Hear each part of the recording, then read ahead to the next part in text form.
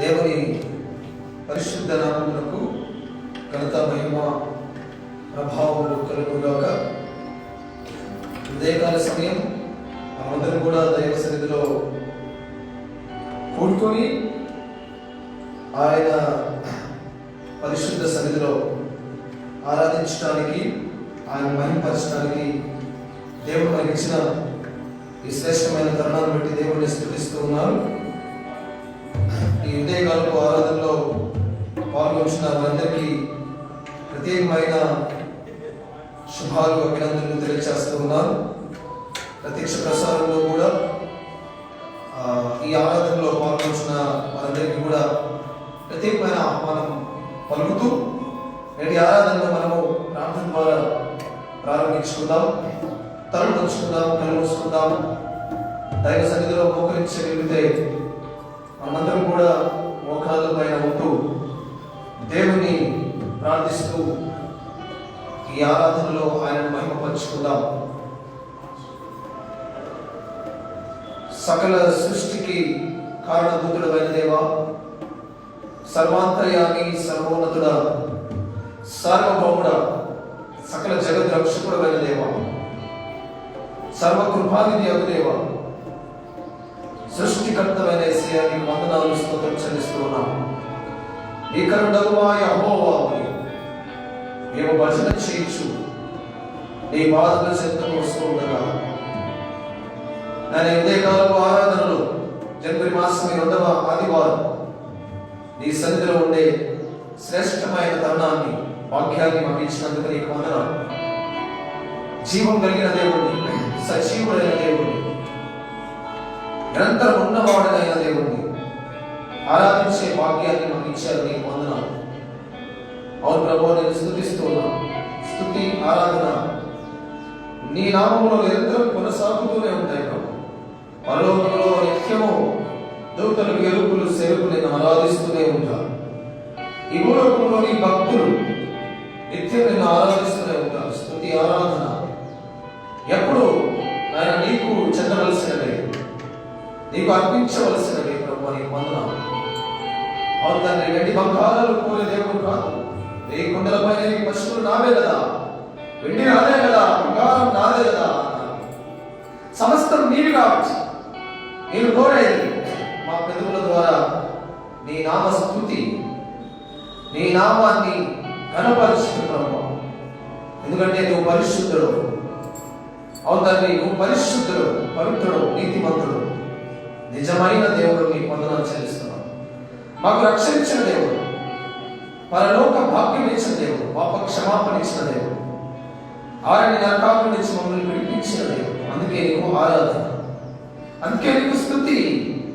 మీ మొరపెడితే మాకు ఉత్తరం ఇచ్చే దేవుడు. అబ్బా తండ్రి అని మొరపెట్టగానే మాకు ఉత్తరం ఇచ్చే దేవుడు, మా కొరకు దిగి వచ్చే దేవుడు, మమ్మల్ని దీవించే దేవుడు. ఇలాంటి దేవుడు వీళ్ళలో లేడు, ఈ జగంలో లేడు. కాబట్టి నీకు స్తుతి, నీకు ఆరాధన, నీకు ఘనత, నీకు మహిమ, నీకు ప్రభావం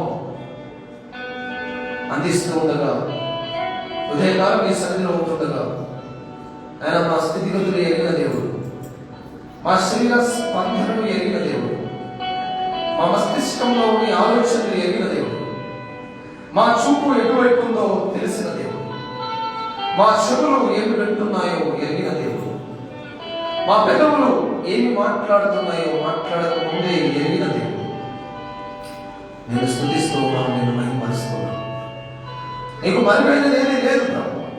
ఎవరు నిన్ను స్తుతిస్తారో తెలుసు, ఎవరు నిన్ను ఆరాధిస్తారో తెలుసు, ఎవరు నీకు ప్రార్థన చేస్తారో తెలుసు, ఎవరు నిన్ను మహిమపరుస్తారో తెలుసు, ఎవరు నిన్ను ఘనపరుస్తారో తెలుసు. అన్నీ తెలిసిన నిన్ను ఆరాధించడం గొప్ప ధన్యత ప్రభు. ఇంత పెద్ద సైన్య సమూహం నిన్ను ఆరాధిస్తుండగా మా ఆరాధన ఏ పాటిది? ఏ రకంగా మేము నిన్ను స్తుతించగలం? మీరు మాకు ఇచ్చిన జీవాన్ని బట్టి, మీరు మాకు ఇచ్చిన జీవితాన్ని బట్టి, మీరు మాకు ఇచ్చిన ఆయుష్, ఆరోగ్యం బట్టి ఉదయకాలం మేము నేను స్తుతిస్తున్నాం. ఎర్మోర్ బాప్టిస్ట్ సంఘంగా మమ్మల్ని అందరినీ ఈ రీతిగా సమావేశపరిచి సమకూర్చి నీ సన్నిధిలోకి తీసుకొచ్చినందుకే వందనాలు. గత వారమంతా, గత రాత్రి కూడా మమ్మల్ని కాపాడి తిరిగి ఉదయమే లేచి సిద్ధపడి పరుగున ఆశతో ఆతృతతో నా దేవుడి సన్నిధిని నేను ఎప్పుడూ కనబడేదనా అని భక్తుడు చెప్పినట్టుగా నీ సన్నిధి కనబడాలనే తపన మాకు ఇచ్చినందుకు నీకు వందన. సంఘము ప్రతి కుటుంబాన్ని ప్రతి బిడ్డను మీరు ఆశీర్వదించి చిన్నబిడ్డ వదులుకుని వృద్ధాప్యమైన స్త్రీలు పురుషులు వృద్ధులు బాలికలు యవనస్తులు పెద్దలు నాయకులు సేవకులు పరిచర్యలో భాగస్తులైన వారందరి వరకు ఉన్నారు. అదవారంతా మా పనిపాటులో తోడున్నారు, మా బలహీనతల్లో తోడున్నారు, మా అనారోగ్య స్థితిలో మమ్మల్ని బాగు చేశారు, మా ఒంటరితనంలో మమ్మల్ని విడిచిపెట్టలేదు నీకు వందనం. నేను స్తుతిస్తూ ఉండగా ఉదయకాలం నేను ఆరాధిస్తుండగా గాయక బృందాన్ని వాయిద్య బృందాన్ని మీరు ఆశీర్వదించండి. ఈ పాటలు నా కోసమో మా కోసమో కాపాడేది నీకు సమర్పించేది కాదు. కాబట్టి పరిశుద్ధమైన మనసుతో దేవుడిని గర్వపరిచే హృదయంతో వారు నిన్ను కీర్తించాలి, వారితో పాటు మేము నిన్ను కీర్తించాలి. ఎవరు అనాలోచితంగా వ్యర్థంగా అయిష్టతతో ఈ పరీక్షల్లో ఉండకూడదు ప్రభు. ఒక డెడికేషన్ ఉండాలి, డెడికేటెడ్ స్పిరిట్తో ఉండాలి. నీకు వందనాలు చెల్లిస్తూ ఉన్నాం. ఆయన విద్యుత్తుని ఏ సిస్టమ్ మీ చేతులు పెడుతున్నాం. టెక్నికల్ సపోర్ట్ అంతటి మాకు దీవెనకరంగా చేయండి. ఉదయకాలం మీ సన్నిధిలో ఉన్నామంటే మా మంచి మా గొప్పతనం కాదు, మేము బలహీనమే కాదు, మేము మాట తప్పే వారమే కాదు, మేము నీతిని జరిగించిన వారమే కాదు, యథార్థతను కోల్పోయిన వారమే కాదు. మాలో మంచి లేదో ఒప్పుకుంటూనే నీ పాదం చెందుకు వస్తున్నాం. దీవించండి. ఈ వాక్యపు శక్తితో మమ్మల్ని శుద్ధి చేయండి, నీ రక్తంతో మమ్మల్ని శుద్ధి చేయండి, నీ ఆత్మశక్తితో మమ్మల్ని శుద్ధి చేయండి కాదు. ఈ మందిరంలో నేను ఆరాధిస్తున్నామంటే ఆ పరలోక పట్టణంలో మేము నిన్ను ఆరాధించడానికి ఇది ట్రైనింగ్ గ్రౌండ్, ఇది సిద్ధపాటు పరిఫీల్డ్ స్థలం. కాబట్టి అటు రీతిగా మేము కృప చూపండి. లోక సంబంధమైన దుష్ట ఆలోచన, లోక సంబంధమైన అధికారం, లోక సంబంధమైన వ్యాపం, లోక సంబంధమైన పాపం, లోక సంబంధమైన ఈర్ష్య, లోక సంబంధమైన ద్వేషం, లోక సంబంధమైన పగ ప్రతీకారం ఉండకూడని స్థలం ఇది. ఎందుకంటే పరలోకంలో ఉండవు. కాబట్టి మాలో ఏమైనా ఉంటే తీసేయండి ప్రభు. ఉదయకాలం ఈ సన్నిధిలోకి వచ్చే మమ్మల్ని దర్శించమని ప్రార్థన చేస్తాం. చదువుకున్న బిడ్డలు దీవించండి, పనులు చేసుకొని ఉద్యోగాలు చేసుకొని కుటుంబాన్ని పోషిస్తున్న వారందరినీ ఆశీర్వదించండి, కష్టార్జితాన్ని దీవించమని ప్రార్థన చేస్తాం. ఈ కరోనా నేపథ్యంలో ఎంతవరకు మమ్మల్ని కాపాడుతూ ఆశీర్వదిస్తూ వస్తున్నది నేను వందనాలు చెల్లిస్తున్నాం. నగరంలోని ప్రతి సంఘంలోని పరిచయం, మన రాష్ట్ర దేశ ప్రపంచంలోని ప్రతి ఆరాధన ఈ ఉదయకాలం మీరు స్వీకరించి మీరు మహిమ పొందాలి. మా ఒక్కొక్కరి మొదలుపెట్టడానికి ఇష్టపడుతున్న దేవుడు కోటాను ప్రజలు నిన్ను రక్షకుడుగా ఎరిగిన వారందరూ, ప్రపంచంలో సగం జనాభా క్రీస్తుని ఎరిగిన వారు, సగం జనాభా నిన్ను ఆరాధిస్తూ ఉండగా, ఈ సైన్య సమూహం నిన్ను స్తుతిస్తూ ఉండగా మీరు మహిమ పొంది మమ్మల్ని దీవించడానికి ఇష్టపడుతున్నందుకే నీకు వందనాలు. మాలో ఒక్కొక్కరికి ఒక్కొక్క రకమైన బలహీనత ఉంది, ఒక రకమైన బాధ ఉంది, ఒక రకమైన భారం ఉంది, ఒక రకమైన వేదన ఉంది ప్రభు, మనకి తెలుసు. అయినప్పటికీ మా పరిస్థితులన్నీ ఎరిగిన దేవుడు, ఎవరికి ఏ వైద్యం చేయాలో ఎరిగిన సూపర్ స్పెషాలిటీ వైద్యుడు ప్రభు అని వందనాలు చెల్లిస్తాను. మీరు శస్త్ర నిపుణులుగా ఉన్నారు. ఆనాడు ఆదాము శరీరంలోంచి అమృత సిద్ధపరిచినప్పుడు సర్జరీ చేశారు. మీరు నైపుణ్యం కలిగావా? మానసిక వైద్యులు ప్రభు మీకు వందనాలు. మా మనస్సుని ఎరిగిన దేవుడు కాబట్టి you can scan our mind, మీకు వందనాలు చెల్లిస్తున్నాను. మా అనారోగ్యంలో మమ్మల్ని బాగు చేసే ఫిజిషియన్ మీకు వందనాలు. ఎస్ వీళ్ళ సమస్యని ఎరిగి రక్తస్రావంతో బాధపడుతున్న ఆ స్త్రీ దగ్గరికి వస్తే గైనిక్ డాక్టర్గా ఆమెను బాగు చేస్తాను. గ్రేట్ గాడ్, నీకు అన్ని తెలుస్తున్నావు. కాబట్టి మా హృదయాంతరంలో, శరీరంలో, మనసులో ఉన్న ప్రతి బలహీనతకు తగిన వైద్యం ఇచ్చి మమ్మల్ని ఆశీర్వదించండి, మనం మహిమ పొందమని ప్రార్థన చేస్తాం. ఉదయకాలని నామంలోని ఆరాధన ప్రారంభిస్తున్నాం. ఈ ఆరాధన ప్రతిష్ఠించండి, దీవించండి, ఆశీర్వదించండి. ఘనంగా ఆరాధించి మేము అందరూ నీ దీవెన పొందుకుని వచ్చేటట్టు సహాయం చేయండి. రాగలిగిన వారందరూ నీ మందిరానికి రాగలిగినట్టు సహాయం చేయండి. పనులను బట్టి, అనారోగ్యాన్ని బట్టి, మరి వెసలుబాటు లేని విధానం బట్టి రాలేకపోతే ఒకవేళ ఈ ప్రతీక్ష ప్రసాదంతో మైపరిచే దయచేయండి. మరొక తనం వారికి ఇస్తారని నమ్ముతూ ఉదయకాలం మమ్మల్ని మేము తగ్గించుకుంటూ మీ నామం హెచ్చిస్తూ యేసు పరిశుద్ధ నామంలో ప్రార్థించి వేడుకుంటున్నాం తండ్రి. ఆమేన్. దేవునికి మహిమ కలుగును గాక. హల్లెలూయా. సమయంలో మనం కొన్ని పాటలు పాడి దేవుని స్తుతిస్తాం. మొట్టమొదట ఆంధ్ర క్రైస్తవ కీర్తన పుస్తకంలో నుండి 659వ పాట, దేవుని స్తుతించుడి ఎల్లప్పుడూ దేవుని స్తుతించుడి అనే పాట పాడి మనం దేవుని స్తుతిస్తాం. దేవుని కనపరుచుకుందాం. దేవుని స్తుతించుడి ఎల్లప్పుడూ దేవుని స్తుతించుడి అనే పాట పాడదాం. దేవుని స్తుతించుడి ఎల్లప్పుడూ దేవుని స్తుతించుడి. దేవుని స్తుతించుడి ఎల్లప్పుడూ దేవుని స్తుతించుడి.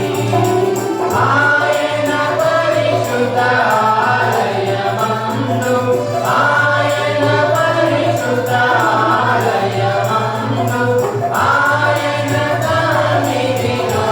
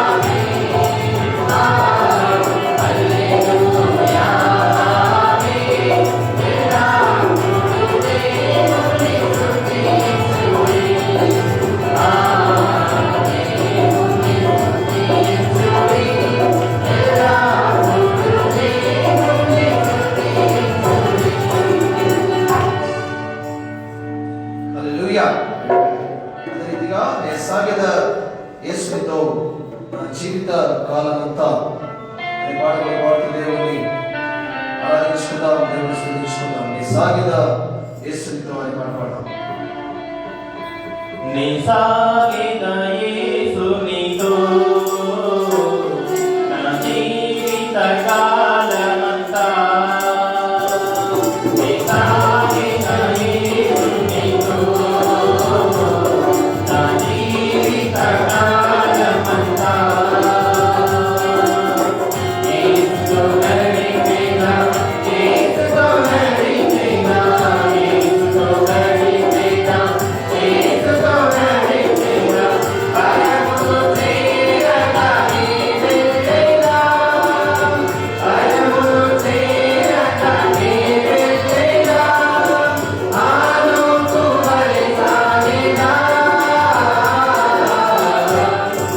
సాగిన యేసునితో నా జీవిత కాలమంతా, సాగిన యేసునితో నా జీవిత కాలమంతా, దేవుని శత్రువులు వెంటాడినను, దేవుని శత్రువులు వెంటాడినను, ముందు సముద్రము ఎదురొచ్చినా, ముందు సముద్రము ఎదురొచ్చినా, మోషే వలె సాగినా, సాగిన యేసునితో నా జీవిత కాలమంతా, సాగిన యేసునితో నా జీవిత కాలమంతా, లోకపు శ్రమలు నన్నెదురించిన, లోకపు శ్రమలు నన్నెదురించిన, కఠినులు రాళ్ళతో హింసించిన, కఠినులు రాళ్ళతో హింసించిన, రేపేను మరి సాగినా, నీ సాగిన యేసునితో నా జీవిత కాలమంతా, నీ సాగిన యేసునితో నా జీవిత కాలమంతా, తల్లి మరచిన, తండ్రి విడచిన, తల్లి మరచిన, తండ్రి విడచిన, కన్నులే నన్ను వెలివేసిన, కన్నులే నన్ను వెలివేసిన, బలవంతునితో సాగినా, నీ సాగిన యేసునితో నా జీవిత కాలమంతా, నీ సాగిన యేసునితో నా జీవిత కాలమంతా, ప్రభువున నీవే నావయ్య మేలే, ప్రభువున నీవే నావయ్య మేలే, క్రీస్తుపై హతసాక్షిగా మారినా, క్రీస్తుపై హతసాక్షిగా మారినా, పౌలు వలె సాగినా, నీ సాగిన యేసునితో నా జీవిత కాలమంతా, నీ సాగిన యేసునితో నా జీవిత కాలమంతా. హల్లెలూయా. అదే ఇంకో పాట పాడుతూ దేవుని స్తుతిస్తాం. బ్రతుకుట నీకోసమే అనే పాట పాడదాం. అందరికి వచ్చిన పాట. దేవుని స్తుతిస్తూ ఆరాధిస్తూ అందరం సంతోషంతో దైవ సన్నిధిలో ఆయన కీర్తించుకుందాం. బ్రతుకుట నీకోసమే. బ్రతుకుట నీ కోసమే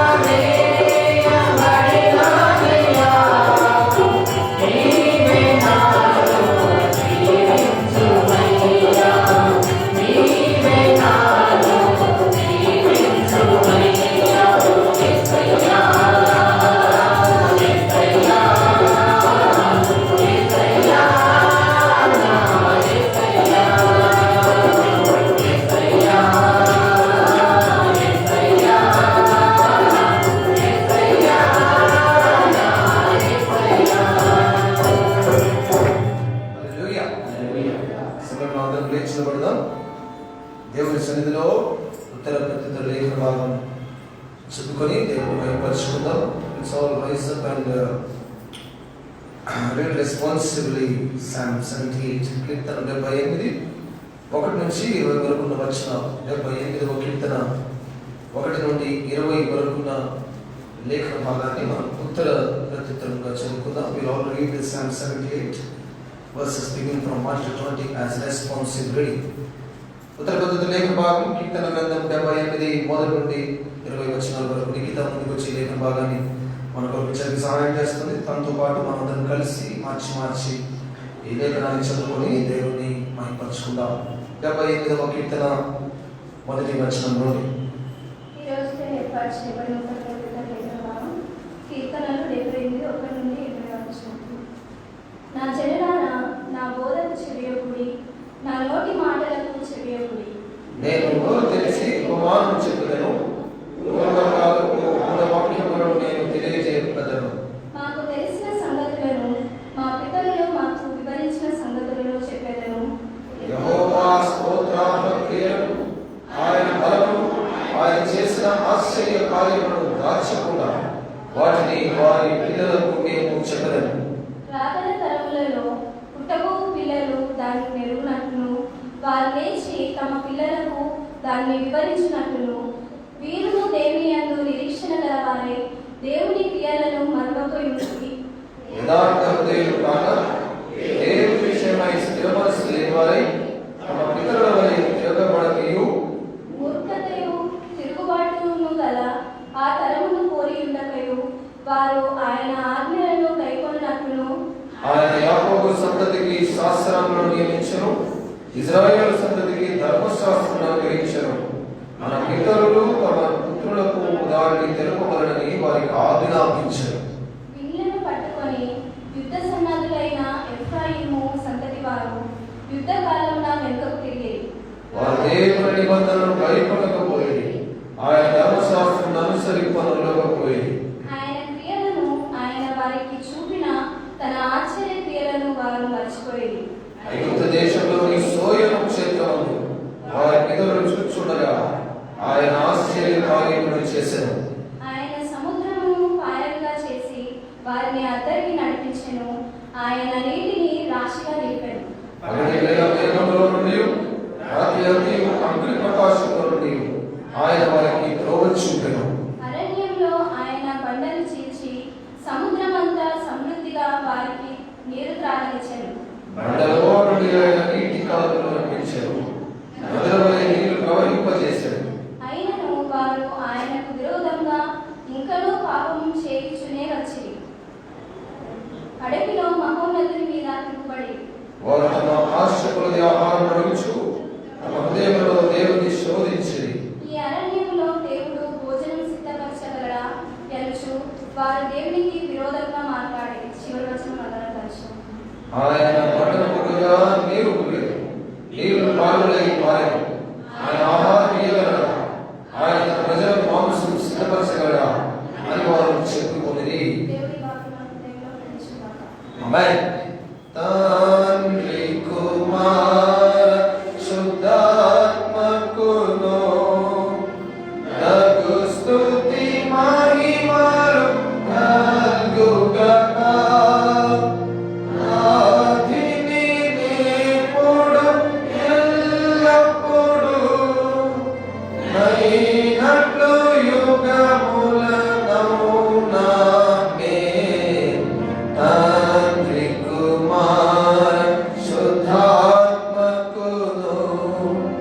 నగు స్తుతి మహిమలు కలుగునామెన్. కూర్చున్నాం. ఈ సమయంలో మనం ప్రార్థన చేసుకుందాం. మన పాపములు దేవుని దగ్గర ఒప్పుకుంటూ దైవ క్షమాపణ వేడుకుందాం. వారి సన్నిధిలో ఉన్నాం. దయతో మరొకసారి మా అపరాధములను దోషములను ఎంచగా వాటిని తుంచి వేసి మమ్మల్ని క్షమించండి అని ప్రార్థన చేస్తాం. సో రాజు ముందుకొచ్చి మనల్ని ప్రార్థనలో నడిపిస్తాడు. వారి ప్రార్థనతో మనమందరం ఏకీభవిస్తాం, ప్రార్థన చేస్తాం. ఎవరి పాపం నిమిత్తం వారు ప్రార్థన చేస్తారు. ప్రతి ఒక్కరూ కూడా మమ్మల్ని కరుణించండి, క్షమించండి, దయచూపండి. మీ నామాన్ని మహిమతించుకోండి. Please forgive us. క్షమించండి ప్రార్థన చేస్తున్నాం. ప్రతి ఒక్కరు ఎవరు తల్లిదండ్రులు ఇటువంటి చూడద్దు. ఇది దైవ సన్నిధి. మన పాపం దేవుడు ఒప్పుకోవాలి. That's all. Confess our sins to the Lord. మహాగరుడ మహోన్నతుడ నిత్యోగుణ సమాధానకర్త నైనా ఏ ఉదయకాలం వేళ నైనా మేము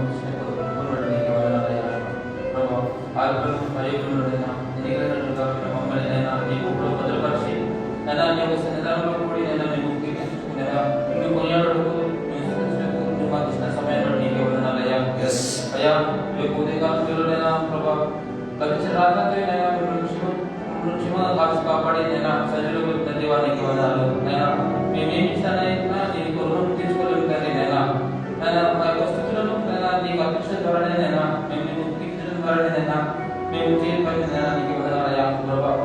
నేను పూర్ణ మనసుతో పూర్ణాత్మతోనైనా మేము విస్తరించుకునేందుకు సహాయం చేసుకుని ప్రార్థిస్తాను ప్రభా. నేను తరలో చేసినటువంటి పాపలను నేను కట్టెలను నేను మన్నించుకొని ప్రార్థిస్తాను ప్రభా. విరోధంగా ఏమైనా పాపం చేసినట్లయితే నేను తెలిసి చేసిన పాపం చేసినట్లయితే మమ్మల్ని క్షమించి మమ్మల్ని గమనించుకొని ప్రార్థిస్తాను ప్రభా. పవిత్రమైన రక్తంలో కడిగి మమ్మల్ని లేవనెత్తమని ప్రభావ మరి ఒకసారి నేను పాపం చేయకున్నట్లు నేను మమ్మల్ని శుద్ధిపరచుకున్నట్టు సహాయం చేసామని ప్రార్థిస్తాను ప్రభా. నేను నిలిచి నీలో ఎదిగి నీలో జీవించే భాగ్యం మాకు దేశమని ప్రజలు నమ్మదగిన వాడు నేను యేసు అతి పరిశుద్ధ నామమున నాటి వేడుకుంటాను. దేవునికి మహిమ కలుగునుగాక. హల్లెలూయా. ఈ సమయంలో మనం ఒక పాట పాడుతూ దేవుని మహిమపరచుకుందాం. ఆంధ్ర క్రైస్తవ కీర్తన పుస్తకంలో నుంచి యేసురాజు నీతి ప్రేమ ఎంచతరమ వదయ దోషినైన నన్ను బ్రోవా నీసు ప్రాణ విడితివా అనే పాటను 166వ పాటను చంద్రవాడ థామస్ గారు రచించిన ఈ పాటను ఆంధ్ర క్రైస్తవ కీర్తన 166 పాపి ఎడల యేసు ప్రేమను తెలియచి ఈ పాట పాడుకుంటూ మనం దేవుని స్తుతించుకుందాం, మహిమపరచుకుందాం. యేసు రాజా నీదు ప్రేమ నిలిచతరము గాదయా నిలిచతరము గాదయా. యేసు రాజా నీదు ప్రేమ నిలిచతరము గాదయా నిలిచతరము గాదయా. దోషినైనా నన్ను బ్రోవా నీసు ప్రాణ విడితివా దోషినైనా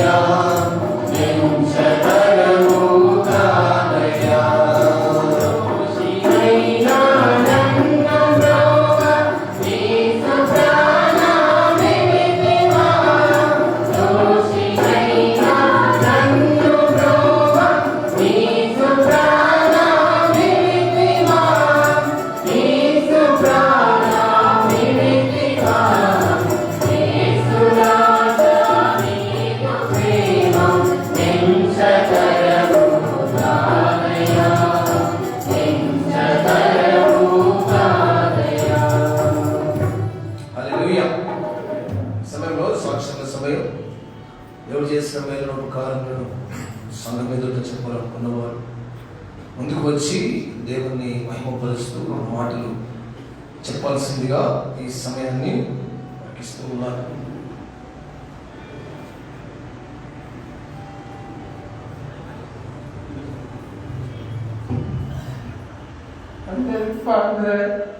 దేవుడు మా నాన్న కోటి మీద కోటి సమర్థవాదండి. దేవునికి అన్నారు మా కుటుంబం పాలనుంది. మా కుటుంబాన్ని కాచి కాపాడాలి దేవుడు. దేవుని ధనానికి సాక్షిస్తాన్ని పాలన చేసుకున్నాను కదా. దేవుడు మా కుటుంబాన్ని మంచి కాచి కాపాడాలని దేవుని కోరుకుంటున్నాను. అయ్యగారు ఇంటికి పాలన చెప్పి మా కోసం మా కుటుంబం మమ్మల్ని ఆడుకున్నాడు. ఆ పాత్ర కుటుంబం కూడా మంచిగా ఉండాలని కోరుకుంటున్నాను. సంఘానికి చెబుతున్నాను. దేవునికి స్తోత్రం. హల్లెలూయా.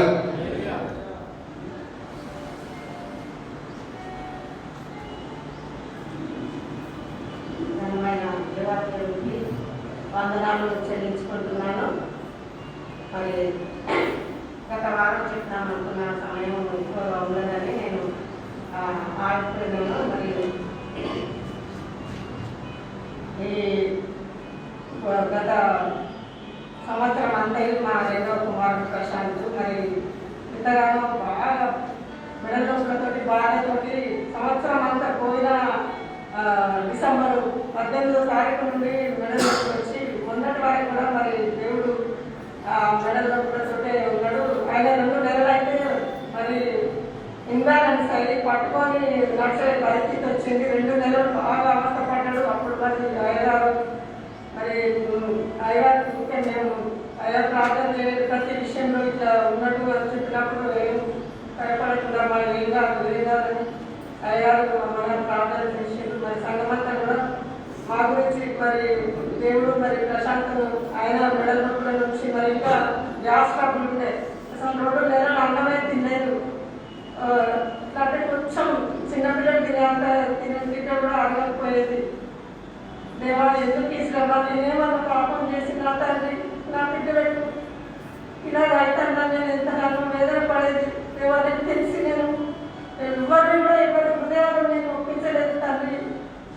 నాకు తెలిసినప్పటి నుంచి నేను ఎవరిని బాధ పెట్టలేదు. ఎలాంటి పాపం నేను ఎరగదు తండ్రి అని నేను ఊకే దేవుడి వారికి ఒక కొడుకుని పోగొట్టుకున్న తండ్రి నేను అనుకోని బాగా ఉండేది. నా మనసులో ఎప్పటికీ హృదయంలో నాకు కలవరం ఉండేది. దేవా నువ్వే దిక్కు తండ్రి, నా కుమారుని సరిచేయి తండ్రి. నీ వాక్యం ప్రకటించే బిడ్డ దేవా ఎంతో వేగమని ప్రకటించాలి తండ్రి. ఇంకా మీ వాక్యం అందుకే మీరు అభిషేకించినారు దేవాలు.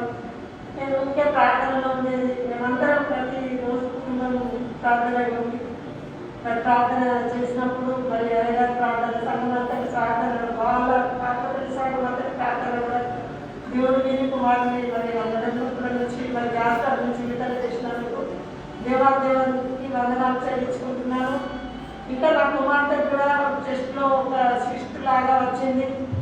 దానికి మరి హైదరాబాద్ పోయినప్పుడు ఆమె దాన్ని ముక్క తీసి బయోప్సీకి పంపినప్పుడు ఏమవుతుందో దేవా అని మేము అయ్యగారికి చెప్పి ప్రార్థన చేయమన్నప్పుడు మరి అయ్యగారు ప్రార్థన చేసి ఏమన్నా భయపడుతున్నారు. దానికి కూడా మరి ఆ గదను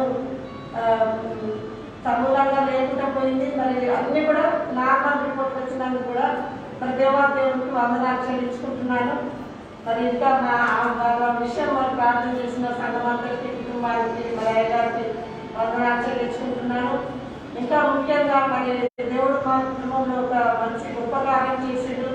తండ్రి లేని బిడ్డలకు తండ్రిగా ఉంటారని వాగ్దానం చేసిన దేవుడు కనుక దేవుడు మరి మా పెద్ద కుమారుని మరి ఇంజనీర్గా తీర్చిదిద్దిండు. మంచి రాకతో బిడ్డ మరి ఉత్తీర్ణ సంఖ్యలో ఆయన చేసిన విధానం బట్టి అమోనము మరి అలాగే మరి ఇంజనీర్గా తీర్చిదిద్దినందుకు దేవాదేవునికి వందనాలు చెల్లించుకుంటూ ఇంకా 2వ బాబు కూడా మరి అప్పుడు కూడా చదువుతాడు, 2nd ఇయర్లో ఉన్నాడు. మరి బిడ్డ గురించి కూడా మా కుటుంబం గురించి కూడా ప్రార్థించాలని మరి ఇంకా నా గురించి నాకు ఎలాంటి అనారోగ్యం లేకుండా దేవుడు మరి నాకు ఈ సమయంలో నేనైతే ఎప్పుడు కూడా ప్రతి ఇయర్ ఆస్తమాతోటి బాధపడుతూ ఉండేదాన్ని. కానీ ఈ సంవత్సరం నాకు అలాగే ఆస్తమా కానీ ఏది కూడా లేకుండా దేవాదేవుడు నన్ను కాపాడినందుకు మీ అందరి ప్రార్థనలు విని మా కుటుంబాన్ని ఆయుర్వేదాలతో నిలిచినందుకు అయ్యగారికి, అమ్మగారికి, సంఘమందరికి వందనాలు చెల్లించుకుంటూ మరి ఈ ప్రార్థన ముగించుకుంటున్నాను. ఆమేన్. దేవునికి స్తోత్రం. హల్లెలూయా. మంచిది, ప్రార్థన చేసుకుందాం. చెప్పబడిన సాక్ష్యాలను బట్టి మనం అందరం ప్రార్థన చేసుకుందాం. వారి ముందుకు వచ్చి చెప్పొచ్చు, మనం చెప్పుకోవచ్చు. మన జీవితంలో కూడా సాక్ష్యం ఉంటుంది, మన జీవితంలో కూడా దేవుడు కార్యం చేస్తుంటాడు. కాబట్టి మనం అందరం ఆ రకంగా కృతజ్ఞతలు చెల్లించే సమయం, దేవుడు చేసిన మేలకు కృతజ్ఞతలు చెల్లించే సమయం. పరిశుద్ధుడానికి వందనాలు. ఈ సందులో నిలబడి సాక్ష్యం చెప్పిన అఖిల్ సరజాన్ని బట్టి నేను స్తుతిస్తున్నాను. వారి కుటుంబాలు మీరు చేసిన కార్యం కొరకు మరి నీకు వందనాలు చెల్లిస్తున్నా. తండ్రిని కోల్పోయినప్పటికీ కూడా అఖిల్ కుటుంబాన్ని మీరు ధైర్యపరిచి బలపరిచి గత సంవత్సరం అంతా కాపాడిన స్థితిలో ఉన్నారని ఆ బిడ్డలు చెప్పాడు. ప్రార్థన చేయమని కూడా చెప్పాడు. నీకు వందనాలు చెల్లిస్తూ ఉన్నాం, నేను స్తుతిస్తూ ఉన్నాం, నేను మహిమపరుస్తూ ఉన్నాం. అదే రీతిగా సరజాంటి కుటుంబంలో అసలు ప్రశాంత్ విషయంలో, సోని విషయంలో మీరు చేసిన కార్యం కొరకు, పవిత్ర కుమారుల విషయంలో మీరు చేసిన కార్యం కొరకు నీకు వందనాలు. ఆంటీ ఆరోగ్య విషయంలో చెప్పిన కొరకు వందనాలు. నేను స్తుతిస్తున్నాను. ఎన్నో అద్భుతాలు, ఎన్నో ఆశీర్వాదాలు నేను అనుగ్రహించాను. కొన్నిసార్లు శ్రమలు గుండా వెళ్ళిన తర్వాత ఆశీర్వాదాలు, కొన్నిసార్లు అలాంటి అనుభవాలు రాకుండానే ఆశీర్వాదాలు, కొన్నిసార్లు మొరపెట్టినప్పుడు ఆశీర్వాదాలు, కొన్నిసార్లు మొరపెట్టక ముందే మాకు కావాల్సిన ఇచ్చే ఆశీర్వాదాలు.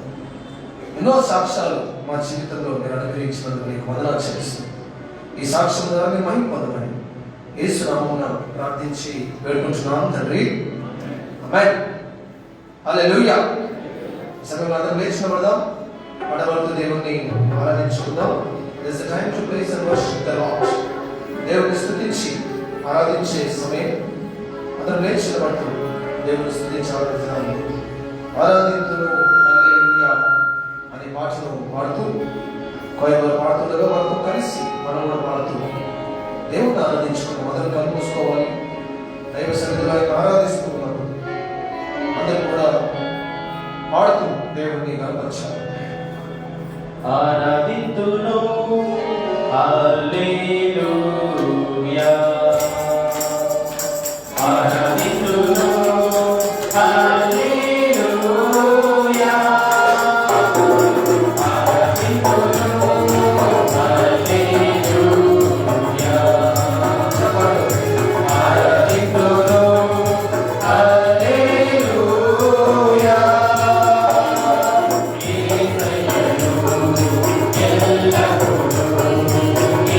ఎల్లప్పుడూ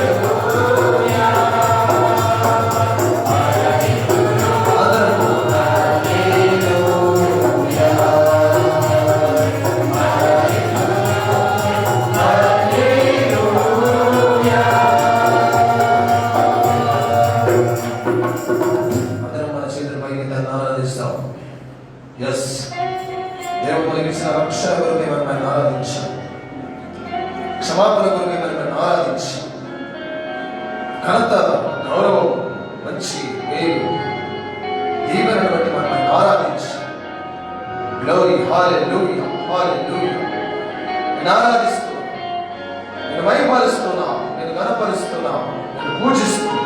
థ్యాంక్ యూ మాస్టర్. హల్లెలూయా హల్లెలూయా హల్లెలూయా. స్తోత్రాలుగా నీకు వందనాలు, అద్వితీయుడా నీకు వందనాలు, ఆశ్చర్యకరుడా నీకు వందనాలు, మహోన్నతుడా నీకు వందనాలు, మంచి కాపరి నీకు వందనాలు. ఎవరెవరు ఏ మాటల చేత ఆయనను స్తుతించాలనుకుంటున్నారు, ఏ మాటల చేత ఆయన ఆరాధించాలనుకుంటున్నారు, ఆయన నీ జీవితంలో, నీ కుటుంబ జీవితంలో, నీ వ్యక్తిగత జీవితంలో ఏ విషయాల్లో నిన్ను దీవించాడు, ఏ విషయాల్లో నీ మనవిని నిన్ను ఆశీర్వదించాడు, ఏ విషయాల్లో నీ సమస్య నుంచి నిన్ను విడిపించాడో నీకు తెలుసు. అనుభవముతో ఆయన ఆరాధించాడు. yes Lord, నీకు వందనాలు. we thank you master. Lord, we praise you. నీకు మహిమ, నీకు ఘనత, నీకు స్తోత్రం చెల్లిస్తున్నాం. అవునండి, పోయిన వారం ఒకవేళ బలహీనంగా ఉంటే మమ్మల్ని ముట్టారు, నీకు వందనాలు. నేను స్తుతిస్తున్నాం. అవసరం ఉంటే మా అవసరం తీర్చారు, నీకు వందనాలు. కష్టపరిస్థితమైన పరిస్థితులు ఉంటే మమ్మల్ని క్షేమకరమైన స్థితిలోకి తీసుకొచ్చారు, నీకు వందనాలు. అవును తండ్రి, బాధ కలిగిన స్థితిలో మేము ఉంటే మీరు మమ్మల్ని ఆదరించారు, నీకు వందనాలు. అనుకున్నది జరగలేదని మన సాగసం ఉంటే నాయన ఆ విషయంలో మీరు మాకు సమాధానమైన స్థితిని కలిగించారు, నీకు వందనాలు. నేను స్తుతిస్తూ ఉన్నాను. ప్రతికి జీవం కలిగి ఈ మందిరంలో, సజీవమైన దేవుని మందిరంలో, స్వరక్తమిచ్చి సంపాదించిన మందిరంలో నేను ఆరాధించే వాక్యాన్ని మాకు ఇచ్చినందుకు నీకు వందనాలు చేస్తాను. నేను స్తుతిస్తున్నాను. ఈ స్తుతి ఆరాధన యేసు పేరిట సమర్పిస్తున్నాం తండ్రి. ఆమేన్. Glory, hallelujah, hallelujah, hallelujah. చదవడం వల్ల ఏంటంటే మన నోటి నుంచి దేవునికి సరైన ఆరాధన ఇవ్వలేకపోయినా మన చేతుల ద్వారా ఆయనకు సంపూర్ణమైన ఆరాధన వచ్చింది. అది దేవుని కనపరిచే కార్యం. హల్లెలూయా, హల్లెలూయా. తెలుసుదాం. దేవుని పరిశుద్ధ నామమునకు స్తోత్రం కలుగును గాక. అందరూ జాగ్రత్తగా కొంచెం స్థలం ఎడం పెట్టుకొని కూర్చోండి. ఒక క్రమం లైన్ అని చెప్పిన ఆ లైన్ గీన్ కరెక్ట్ లేకపోతే నాకు చికాకైంది. ఒక సిస్టమ్ అలవాటైన మెదడు. ఈ గజిబిజి అంటే నాకు నచ్చదు. సైతాన్ గజిబిజి పని అంతా సైతాన్ పని, క్రమం అంతా దేవుడి పని. కాబట్టి ఆ సైతాన్ పని చేయగలరు. అందరూ మాస్క్ పెట్టుకోండి. ఇంకా ఏమి పోలే, ఏది పోలే మన దగ్గర నుంచి. దేవుని వాక్యము నేటి ధ్యాన నిమిత్తమై చదువుకుందాం. న్యాయాధిపతుల గ్రంథం 6వ అధ్యాయం 1 నుండి 6 వచనాల వరకు ఉన్న లేఖన భాగాన్ని మనం చూసుకుందాం. పాత నిబంధన గ్రంథం పేజ్ నంబర్ 203, పేజ్ నంబర్ 203. న్యాయాధిపతుల గ్రంథం 6వ అధ్యాయం 1 నుండి 6 వచనాల వరకు ఉన్న లేఖన భాగాన్ని మనం చదువుకుందాం. సోదరు నవనీత ముందుకు వచ్చి ఈ లేఖన భాగాన్ని మన కొరకు చదివి సహాయం చేస్తుంది. ఆ తర్వాత సోదరు స్టీఫెన్ ముందుకు వచ్చి మనల్ని దేవుని వాక్య నిమిత్తమై ప్రార్థనలోనికి నడిపిస్తాడు. వాక్యం చదవబడుతుండగా, ప్రార్థన చేయబడుతుండగా తదనుగుణంగా మనం దేవుని మహిమపరచవలసిన వారిగా ఉన్నాం. Book of judges chapter 6 verses 1 to 6. Today's meditation is taken from book of Judges. న్యాయాధిపతుల గ్రంథం 6వ అధ్యాయం 1 నుండి 6 వచనాల వరకు లేఖన భాగం చదువుకుందాం.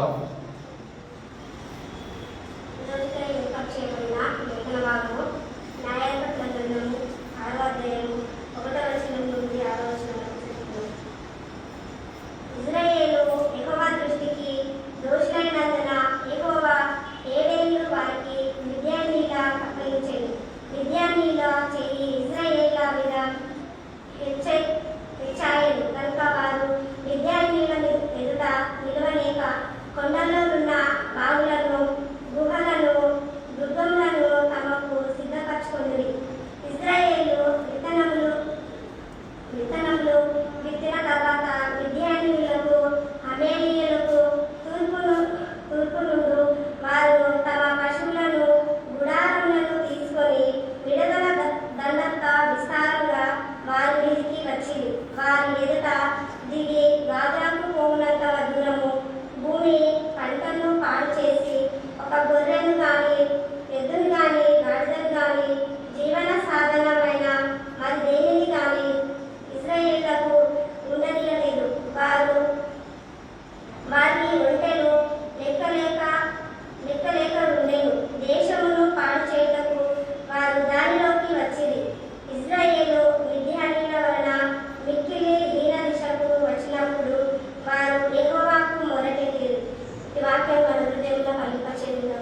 ఆమేన్.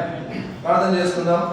తల నుంచి కళ్ళు మూసుకుందాం. ప్రార్థన చేద్దాం. సోదరు స్టీఫెన్ మనల్ని ప్రార్థనలు నడిపిస్తుండగా వారి ప్రార్థనతో ఏకీభవిస్తాం. ప్రభువా, నీ జీవపు వాక్కులతో మాలో జీవాన్ని తీసుకున్నాడు. నీ శక్తి గల మాటల చేత మమ్మల్ని శక్తిమంతులు చేయి అని మనం ప్రార్థన చేసుకుందాం. వారి ప్రార్థనతో ఏకీభవిస్తాం. అందరం తల నుంచి కళ్ళు మూసుకుందాం. ప్రార్థన చేసుకుందాం. వాక్యం కొరకు ప్రార్థన.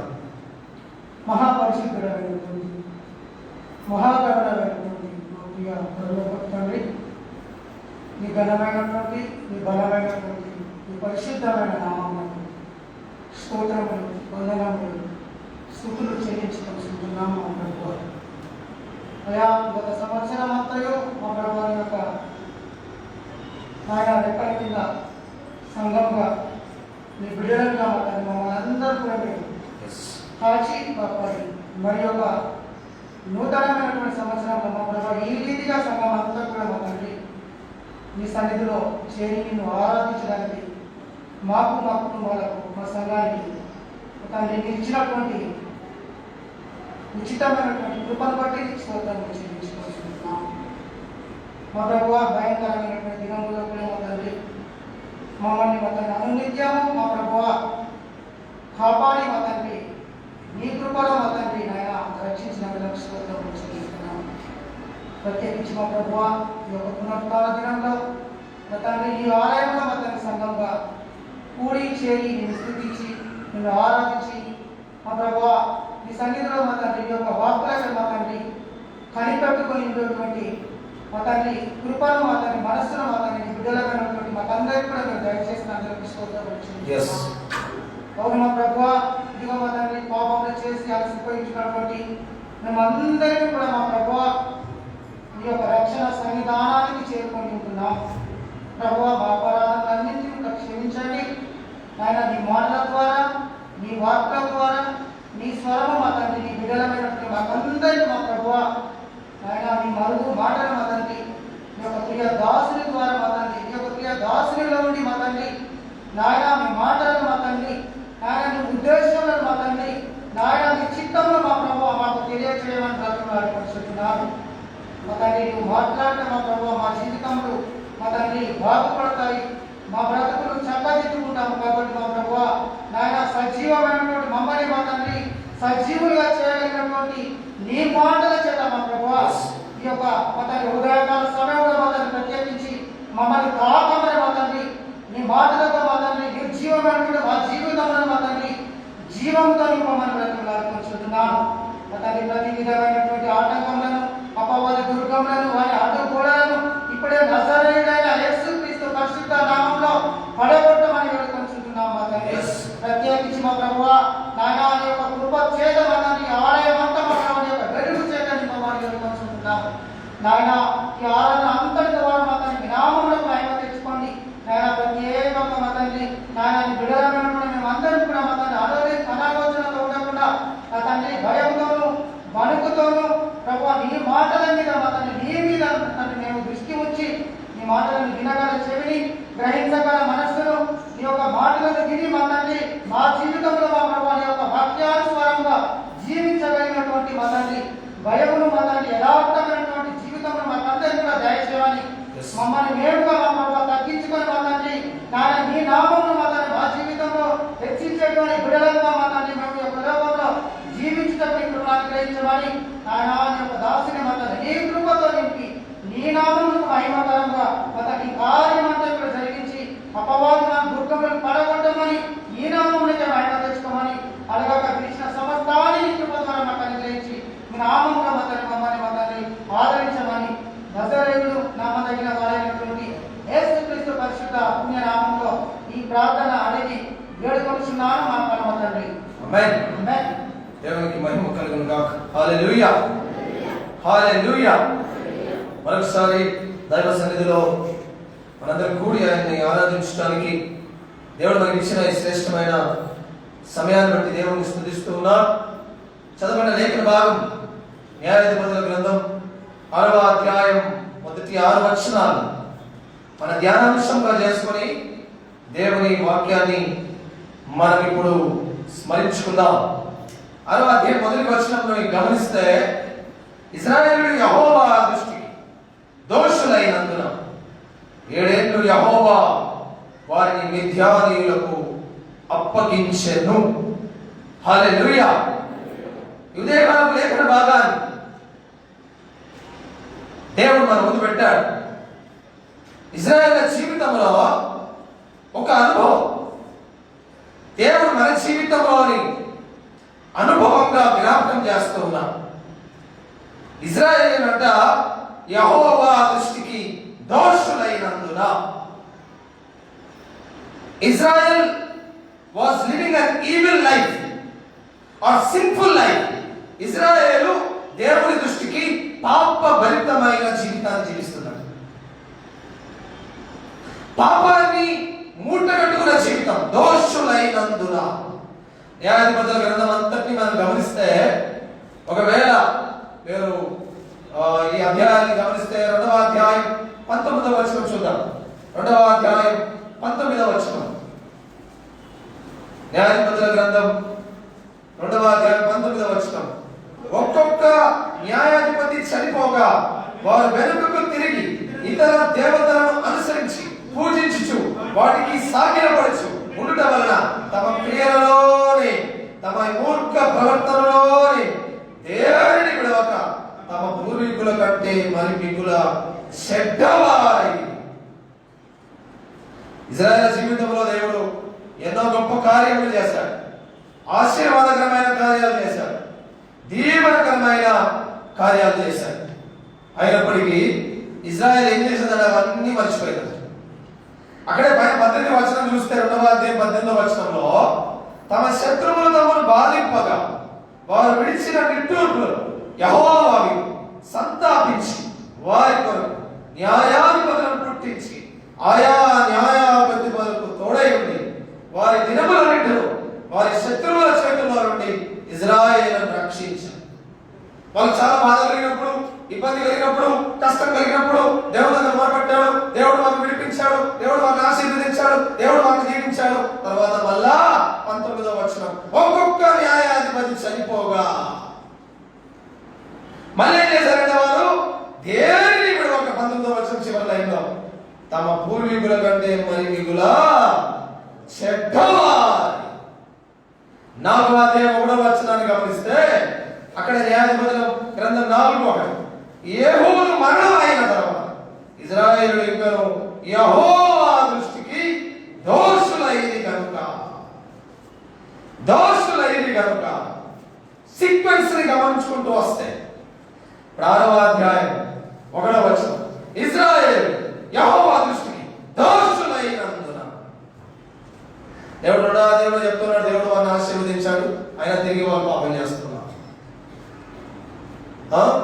4వ అధ్యాయంలో చెప్తున్నాడు, ఆ న్యాయాధిపతి చనిపోగానే తిరిగి వాళ్ళు మళ్ళీ పాపం చేస్తున్నారు. 5వ అధ్యాయంలో దేవుడు దెబోరాను ఏర్పాటు చేసుకుంటాడు. అక్కడ దెబోరా స్టోరీ ఉంటుంది. అక్కడ మన 6వ అధ్యాయం పైన వచనం, అంటే 5వ అధ్యాయం చివరి వచనాన్ని చూస్తే 31వ వచనం ఆ లైన్ చూడండి. యెహోవా నీ శత్రువులందరూ అలాగే నశించరు, ఆయన ప్రేమించేవారు బలంతో ఉదయం చూస్తున్న వాళ్ళందరూ అని పాడి. తర్వాత దేశం 40 సంవత్సరాలు నిర్మలంగా ఉండెను. 6వ అధ్యాయం కంటిన్యూ చేసి ఏమంటుంది, ఇశ్రాయేలు యెహోవా దృష్టికి దోషులైనందున. మొదటి సంవత్సరంలో అడుగుపెట్టాను.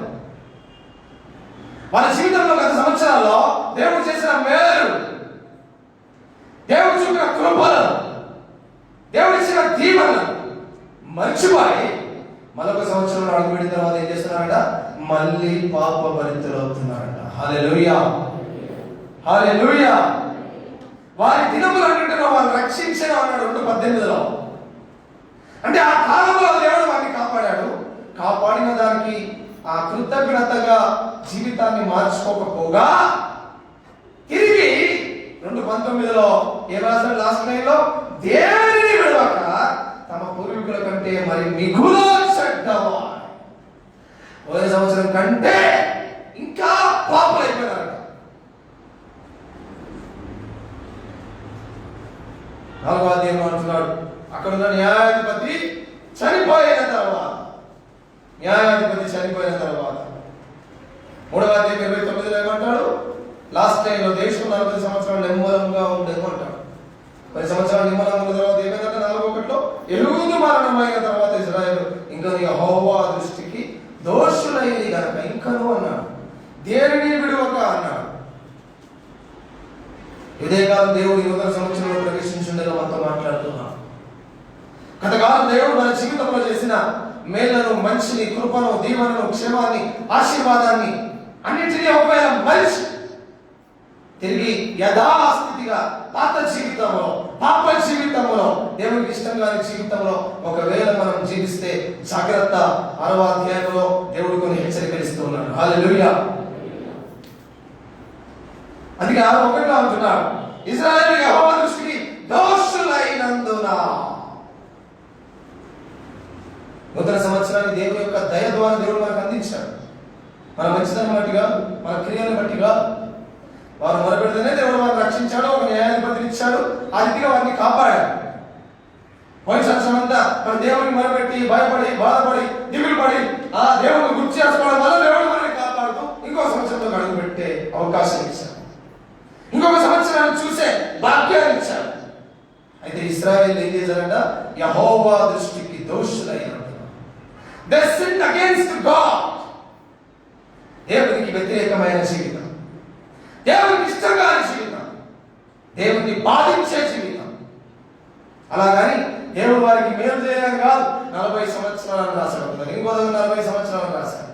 వాళ్ళు చాలా కాలం పాటు క్షేమాన్ని పొందుకున్న అనుభవం వారి జీవితం ఉంది. కృతజ్ఞత లేదు వారి జీవితంలో. కృతజ్ఞతకు బదులు పాపమే ఉంది వారి జీవితంలో. ఈరోజు దేవుడు మనతో మాట్లాడుతున్నాడు.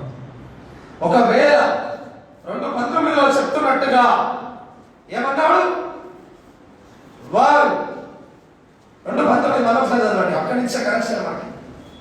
ఒక్కొక్క న్యాయాధిపతి చనిపోగా వారు వెనుకకు తిరిగి అంటే గత జీవితం, గత సంవత్సరం, గత కాలంలో చేసిన పాప. ఏమినా పాపాలు? ఇతర దేవతలను అనుసరించి పూజించుట, అది మొదటి పాపం. రెండవది వాడికి సాగిలపడుట, తమ క్రియలలోని, తమ మూర్ఖ ప్రవర్తనలోని దేనిని విడవకుండా పూర్వీకుల కంటే మరి మిగుల చెడ్డవారి. క్రియల్లో, ప్రవర్తనలో, అంటే నడకలో, నడవడిలో, నడతలో గతంలో ఏం చేశారో మళ్ళీ అదే కొనసాగిస్తున్నారంట. హల్లెలూయా, హల్లెలూయా. అందుకే 2వ అధ్యాయంలో కొనసాగించింది, 3వ అధ్యాయంలో కూడా కొనసాగించారు. 3వ అధ్యాయంలో ఒత్నీయుల గురించి రాయబడింది. స్టార్టింగ్ లో వారు మళ్ళీ మొదలుపెడితే దేవుడు ఒత్నీయులను ఇస్తాడు. 4వ అధ్యాయంలో మళ్ళీ పాపం చేశారు. 5వ అధ్యాయంలో దెబోరాను దేవుడు ఏర్పాటు చేసుకుంటాడు. ఆమె ద్వారా విడిపించారు, మళ్ళీ పాపం చేస్తారు. మళ్ళీ 6వ అధ్యాయంకి వచ్చేసరికి మళ్ళీ అదే పాట. No change. జీవితంలో మార్పు లేదు. సంవత్సరాలు గడుస్తున్నా క్రైస్తవం చెప్పుకుంటే మనలాంటి వాళ్ళ జీవితాల్లో మార్పు లేదు. మళ్ళీ అదే లోక సంబంధమైన జీవితం, అదే క్రియలు, అదే ప్రవర్తన, అదే నడక, అదే నడవడి మన జీవితంలో ఉంటే జాగ్రత్త. దేవుడు ఇక్కడ కొన్ని హెచ్చరికలు తెలియజేస్తాడు. హల్లెలూయా, హల్లెలూయా. అయిపోయింది, పాస్ట్ ఇస్ పాస్ట్ మనం అనుకుంటున్నాం, మంచిదే. గతం గతాన్ని తిరిగి మన జీవితంలోకి తీసుకొని రావద్దు. గత జీవితంలో దేవుడికి ఇష్టం కాని పనులను మళ్ళీ మనం చేసేటట్టు ఒకవేళ ఉంటే దేవుడు ఇక్కడ హెచ్చరిక దయచేస్తున్నాడు.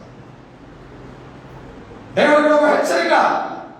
క్రియలలో, ప్రవర్తనలో, నీ పద్ధతుల్లో మార్పు లేకపోతే విగ్రహారాధన వల్లే వారి జీవితంలో కష్టం వచ్చేది. ఆయన మళ్ళీ దానికే వేయాలి. క్రియల్లో మార్పు లేదు, ప్రవర్తనలో మార్పు ఉండదు, మనకి ఏ మార్పు ఉండదు, ఏముండదు. చర్చిలో మార్పు ఉండదు. ఎన్నోసార్లు చెప్పాను, చర్చ్ దేవుని సన్నిధి, దేవుని సన్నిధిలో పవిత్రంగా ఉండాలి, జాగ్రత్తగా ఉండాలి. ఇక్కడ అనవద్దు, కూడా గొడవడొద్దు అంటాం. మాట్లాడమా? మళ్ళీ సంఘటనలు వస్తాయి మన చర్చిలో, మళ్ళీ మాట్లాడదామా? గ్యారంటీ మనం దేవుడు మళ్ళీ మనకు ఒక అవకాశం ఇచ్చినాడు. చర్చకు వచ్చి దేవుడిని ఆరాధించే అవకాశం ఇచ్చాడు. వస్తామా? రాము, మళ్ళీ రాము. పోయిన సంవత్సరం సమయం రాలేదు, రావచ్చు. ఈ సంవత్సరం వస్తామా? రాము, గ్యారంటీ అది. ఎందుకంటే ఆనాటి ఇజ్రాయెల్ లాంటి మనస్తత్వం మన జీవితంలో ఇంకొంది. మనం ఇజ్రాయెల్ కదా, వాళ్ళు మన పూర్వీకులే కదా, ఆ రక్తమే కదా మన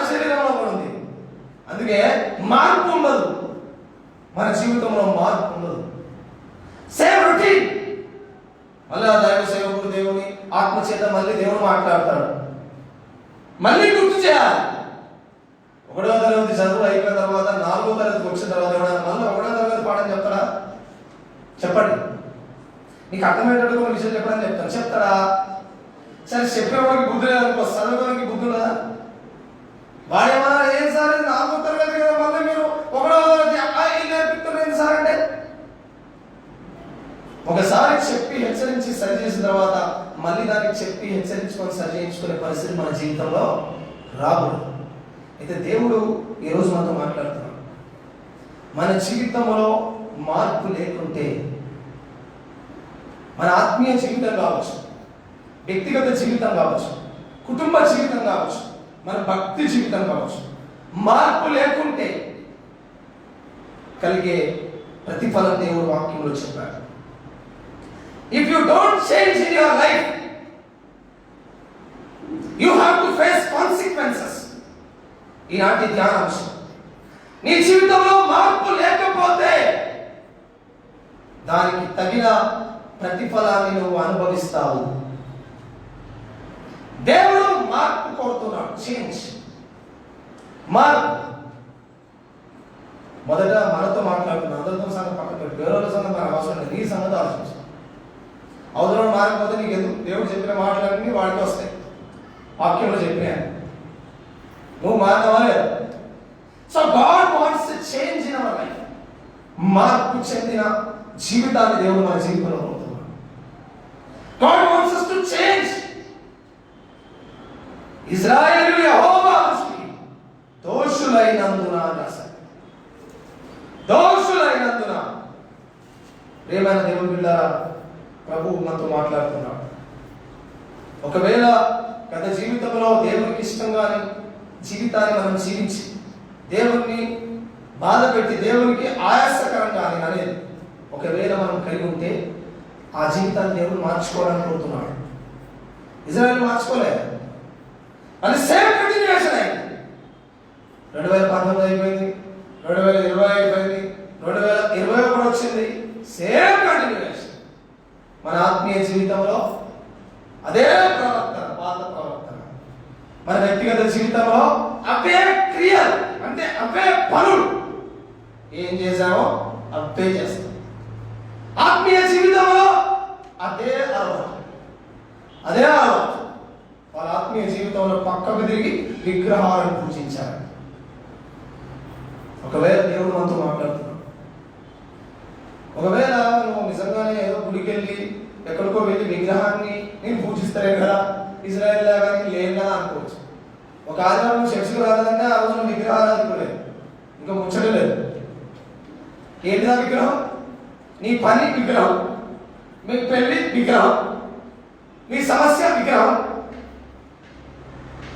మీకున్న బాధ్యత విగ్రహం, ఇంకేం లేదు. నువ్వు ఆ రోజు చర్చికి రాలేదంటే నువ్వు విగ్రహారాధికురాలే. రాసి పెట్టుకోండి. సంవత్సరంలో 52 వారాల్లో ఎన్నిసార్లు విగ్రహారాధికులు అవుతారో మీకు మీరే చూసుకోండి. అంతే, వేరే అవసరం లేదు. ఎవరి లెక్కలు వాళ్ళకి తెలుసు కదా. నోటి లెక్కలు బాగుంటాయి అందరికి కదా. సో దేవుడు అక్కడ చెప్తున్నాడు. ఏం జరిగింది వాళ్ళ జీవితంలో చూద్దాం. మార్పు వాళ్ళ జీవితంలో లేనందుకు దేవుడు ఏం చేశాడో చూద్దాం. 6:1 న్యాయాధిపతులు 6:1 ఇశ్రాయేలు యెహోవా దృష్టికి దోషులైన యెహోవా 7 ఏళ్లు వారిని మిథ్యానీయులకు అప్పగించెను. హల్లెలూయా, హల్లెలూయా. ఎందుకు హల్లెలూయా వస్తలేదు? మారలే కదా. మారం హల్లెలూయా చెప్పాలని చెప్పారు అని మారదాము. మారం ఉన్న మాట చెప్తారు దేవుడు ఎప్పుడు కూడా. హల్లెలూయా. ఏమైంది మాట చెప్పడానికి? మళ్ళీ చెప్పించుకోవడం మనకు బాగా ఇష్టం. మళ్ళీ చెప్పించుకోవడం మనకు బాగా ఇష్టం. ఎవరు చెప్పించుకుంటారు? మార్పు లేని వాళ్ళే చెప్పించుకుంటారు. మార్చుకున్నవాడు చెప్పించుకోవడం ఎప్పుడు కూడా. మార్చుకోనోడే. సో దేవుడు మన జీవితంలో మార్పు కోరుతున్నాడు. ఇశ్రాయేలు మారలేదంట. మారకపోవడం వల్ల దేవుడు ఏం చేసింది తెలుసా? యెహోవా దృష్టికి దోషులైనందున. అంటే ఏం మార్పు? వాళ్ళు దేవుని దృష్టిలో పాపం చేశారు, దేవుడికి వ్యతిరేకంగా జీవించారు వాళ్ళు. అయితే దేవుడు ఏం చేశారు తెలుసా? యెహోవా 7 ఏళ్లు వారిని మిథ్యానులకు అప్పగించెను. హల్లెలూయా. మిథ్యాను అనే మాటకు అర్థం ఏంటి తెలుసా? స్ట్రైఫ్, గొడవ. మిథ్యాను అనే మాట అబ్రహాం యొక్క సంతానం సంతానం, పితృలతో కలిగిన సంతానం మిద్యాని. ఈ మిద్యానీయులు చాలా కఠోరమైన దయా దాక్షిణ్యం లేదు. దేవుడు ఏం చేసింది తెలుసా? దయా దాక్షిణ్యం లేకుండా శత్రువులకు వారిని అప్పగించేశారు. హల్లెలూయా. 7 ఏళ్ళు అంటే అర్థం ఏంటిది? బైబిల్లో 7 సంపూర్ణతకు సాదృశ్యం, కంప్లీట్నెస్. నీ లైఫ్ లో చేంజ్ లేకపోతే నీ బ్రతుకులో కంప్లీట్ ప్రాబ్లమే ఉంటుంది, గుర్తుపెట్టుకో. హల్లెలూయా. ఏం జరిగింది? దేవుడు వారిని బాధించడానికి ఇష్టపడ్డాడు, బాధ పెట్టే వారి చేతికి అప్పగించాడు. శత్రువు వారిపైన దాడి చేయడానికి అవకాశం ఇచ్చాడు. మిద్యానీయులు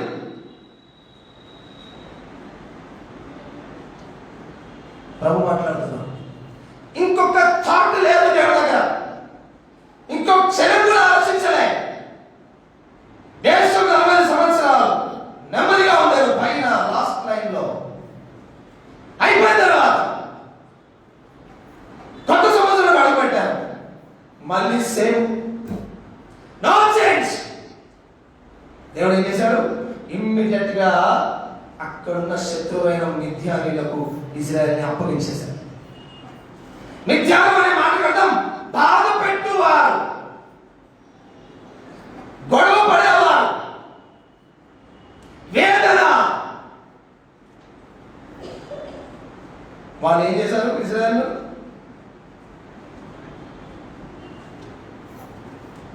బాధ పెట్టారు. నీ జీవితంలో మార్పు లేకపోతే దేవుడు నీ జీవితంలో కొత్తగా తీసుకొచ్చేది ఏంటో తెలుసా? వేదన, బాధ, శ్రమ, లేక శత్రువు చేత దాడి దేవుడే అనుమతించాడు. దేవుడే మిద్యానీయుల చేతికి అప్పగించెను. ఈరోజు పరమాత్మ మాట్లాడుతున్న మన జీవితంలో గాడ్ వాంట్స్ చేంజ్. మారలేదు అంటే దేవుడు మారతాడు. ఎందుకు? ఆయన మారాల్సిందే కదా, తప్పదిగా. అరే ఇన్ని రోజులు పోయిన సంవత్సరం కాపాడకుండా కూర్చుంటే వీళ్ళకు ఇంకా బుద్ధి రాలేదా పైసా అప్పచెప్పేద్దామని అప్పచెప్పేస్తాడు. బాధించు వారి చేతికి అప్పగించబడతాము, లేక బాధల గుండా వెళ్ళే పరిస్థితిని దేవుడు అనుమతిస్తాడు, లేక శ్రమలను దేవుడు అనుమతిస్తాడని దేవుడి వాక్యం చెప్తుంది. You will go through pain. You will go through lot of problem in your life. If you don't have change, మార్పు నీ జీవితంలో లేకపోతే, మారాలి. దేవుడు కోరుతున్నది మారాలి. ఎందుకంటే వాళ్ళు చేసిన పాపాన్ని బట్టి వాళ్ళకి బాధ కలిగితే దేవుడు మొరపెట్టగానే వాళ్ళు విడిపించారు. మీరు తర్వాత ఇంటికి చదవండి. కొన్ని సంవత్సరాలు వాళ్ళు బాధపడితే చాలా సంవత్సరాలు ఎవరు వాళ్ళకి క్షేమకరమైన స్థితిలో పెట్టారు. చాలా సంవత్సరాలు వారు సంతోషంగా గడిపారు. ఒకవేళ 3వ అధ్యాయం చూడండి, 3వ అధ్యాయం 10వ వచనం చూడండి, 3:10. బైబిల్ ఉన్న వాళ్ళందరూ తెలిసి చూసుకోండి. యెహోవా ఆత్మ అతని మీదకి వచ్చాను కనుక అతడు ఇశ్రాయేలుకు న్యాయాధిపతి యుద్ధములకు బయలుదేరగా యెహోవా అహరోను రాజైన కూషరిస్సాతీయులను అతని చేతికి అప్పగించెను. అతడు కూషరికాహిము జయించెను. అప్పుడు 40 సంవత్సరములు దేశంలో నెమ్మది పొందెను. అటు తర్వాత కనజకుమారుడైన ఒత్నీయేలు మృత్యు పొందెను. 12వ వచనం, ఇశ్రాయేలు మరలా యెహోవా దృష్టికి దోషులైనందున మృత్యు పొందెను. అంటే అర్థమేంటి? 2020 సంవత్సరం సజీవంగా ఉందా? అయిపోయిందా? ఇంకా సజీవంగా ఉందా? 2020 సంవత్సరం పోయింది, మృతి పొందింది. 2020 సంవత్సరం అయిపోయింది. చరిత్ర పుటల్లో ఆ సంవత్సరం జరిగిన సంఘటనలు ఫుల్ స్టాప్. ఈ రాజు మృతి పొందాను. 2020 సంవత్సరం మృతి పొందాను. ఇప్పుడు సజీవంగా 2021 సంవత్సరంలోకి వచ్చాం. కొత్త స్థితిలోకి దేవుడు మనం తీసుకొచ్చారు. మరి మన స్థితి ఏంటిది? దేవుడు మనతో మాట్లాడుతున్నాడు. మన జీవితంలో మార్పు ఉన్నది. నీ క్రియల్లో, నీ ప్రవర్తనలో దేవుడిని ఆరాధించే విషయం. 3 విషయాలు రాశారు కదా. విగ్రహారాధికులై అన్నారు అంటే అది దేవుడికి సంబంధించిన విషయం. నీ క్రియలో, అంటే క్రియ అంటే నువ్వు చేసే పనులు, నీకు సంబంధించినవి, నీ ప్రవర్తన, ఇతరుల విషయంలో నీ ప్రవర్తన, నీకు మార్పు లేకపోతే దేవుని విషయంలో, నీ విషయంలో, ఇతరుల జీవితంలో వారితో వ్యవహరించే విధానంలో మార్పు ఉండాలంటున్నాడు. 2:19 అందరూ ఏం చేసుకొని పెట్టుకోండి. 2:19లో మీకు అదే మాటలు అవే చెప్తున్నారు. 2:19లో ఏం చేశారంటే వాళ్ళు ఒక్కొక్క న్యాయాధిపతి చనిపోగా వారు వెనుకకు తిరిగి ఇతర దేవతలను అనుసరించి పూజించుకోవడానికి సాగిలపడ్డారు. అంటే అర్థమైంది, దేవుని విషయంలో వారు దూరం అయ్యారు. తర్వాత తమ క్రియలలో, క్రియ అంటే వాళ్ళ పనులు, వాళ్ళు చేస్తున్న కార్యం, అది వాళ్ళ విషయం, వ్యక్తిగతమైన విషయం, పర్సనల్ విషయం. క్రియలో తర్వాత ఏంటంటే తమ మూర్ఖ ప్రవర్తనలోని ఇతరులతో ప్రవర్తన, ఈ ప్రవర్తన మార్చుకోవడమై అంటాం. అంటే అదేంటి, వీరులతో వ్యవహరించే విధానం అన్నట్టు. ఇతరులతో వారి వ్యవహారం మారలేదట. దేవుని విలువ పూర్వకుల కంటే మరి చెడ్డవారి. దేవుని విషయంలో, నీ విషయంలో, ఇతరులతో నీ వ్యవహారం, నీ మాట, నీ సహవాసం, వీటిల్లో దేవుడు మార్పు కోరుతున్నాడు. నువ్వు మారకపోతే దేవుడు ఇజ్రాయెల్ని మిథ్యానీయులకు అప్పగించాడు. హల్లెలూయా. బాధాకరమైన స్థితిలో గుండా నువ్వు వెళ్తావు. అంటే అర్థమైనది, 7 ఏళ్ళు వారికి అప్పగించాడు. 7 అంటే సంపూర్ణత. దేవుడు ఏమంటున్నాడు, ఈ నూతన సంవత్సరంలో నీ జీవితంలో మార్పు లేకపోతే ఈ సంవత్సరం కంప్లీట్ గా నీ జీవితంలో బాధలే కంటిన్యూ అయితే గుర్తుపెట్టుకో. హల్లెలూయా. నమ్మని చెప్పండి హల్లెలూయా. నేను మారు ఎవరు చెప్పినాడు, నేను తొలి కాదు, నా అంతటో ఎవరు లేడు. దేవుడు బాధ పెట్టినా నాకు ఏం బాధ లేదని వచ్చే, దేవుడు బాధ పెట్టినా నాకు ఏం బాధ లేదు, పాపం చేస్తా దేవుడు నన్ను బాధ పెట్టాలి అని వచ్చే. అంటే బాధ వద్దు మనకి, కానీ ప్రవర్తన మార్పు అది కూడా వద్దు. మళ్ళా అట్లాంటి పనికి మళ్ళీ నీకు దేవుడు దగ్గర ఉండదు. నీ ప్రవర్తన మారితే నీ జీవితంలో బాధ దగ్గరికి రావు. నీ ప్రవర్తన మారకపోతే నీకు నువ్వు కోరి బాధని ఆహ్వానించుకున్న వ్యక్తి అవుతావు. ప్రభు మాట్లాడుతున్నాడు. మొట్టమొదటి మాట. రెండవ మాట చూద్దాం. రెండవ మాట, 2వ వచనం 6:2 వారు 2 మిథ్యానీయుల చెయ్యి ఇశ్రాయేలు మీద హెచ్చాయను కనుక వారు మిథ్యానీయుల ఎదుట నిలవలేక కొండలలో ఉన్న వాగులను, గుహలను, దుర్గములను తమకు సిద్ధపరచుకొని. దేవుడు ఏం చేశాడు, వీళ్ళకి ఛాన్స్ ఇచ్చాడు. మారండి రాబోయే ఛాన్స్ ఇచ్చాడు. వాళ్ళు చేసినారు, నువ్వు మాట గిట్ట నువ్వు మారాలి, మేమెందుకు మాట్లాడు, మేము మారం, మేము ఇంతే, మా కుటుంబం ఇంతే, మా ప్రవర్తన ఇంతే, మీకు ఇట్నే దేవుని ఆరాధిస్తాం, మీకు ఇట్నే దేవుని చర్చుకుపోదాం, మీకు ఇట్నే ఇష్టం వచ్చినట్టు ప్రవర్తిస్తాం, మా నోరుంది కదా నోటికి తగ్గట్టు ప్రవర్తిస్తాం, ఆ చేతిలో బలం ఉంది కదా ఆ బలం తగ్గట్టు ప్రవర్తిస్తాం. ఇప్పుడు ఎక్కడ పోయిన వాళ్ళు మిథ్యానీయుల చేయి వాళ్ళపైన హెచ్చైనట, బలంగా ఉంది, పవర్ఫుల్ గా ఉంది. వీళ్ళు ఎక్కడ పోయినారట, వారి మిథ్యానీయుల ఎదుట నిలవలేక, they lost the capacity to fight. మిథ్యానీయులతో పోరాడే శక్తిని కోల్పోయారు.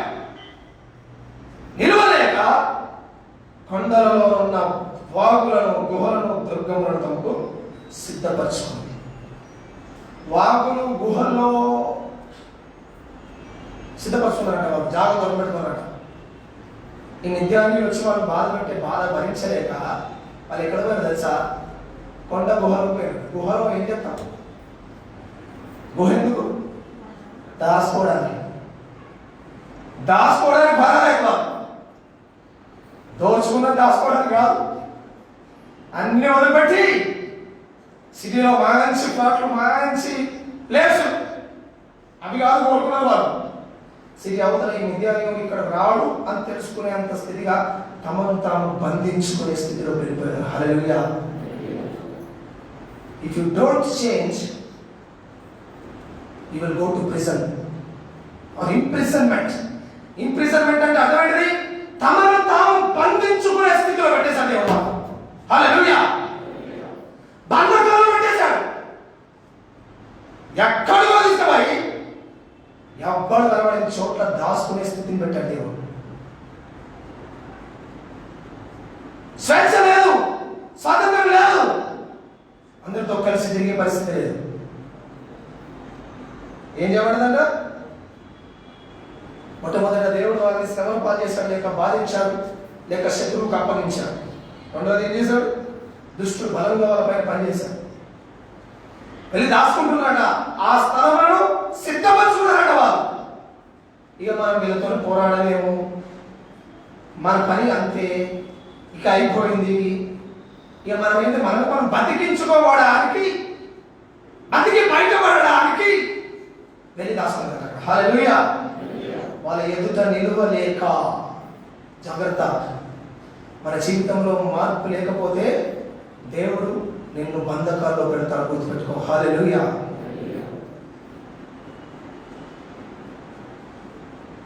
చెరసాల లాంటి అనుభవం, చెరసాల లాంటి అనుభవం. చెరసాలలో ఉన్నవాడికి స్వేచ్ఛ ఉంటుందా? ఉండదు.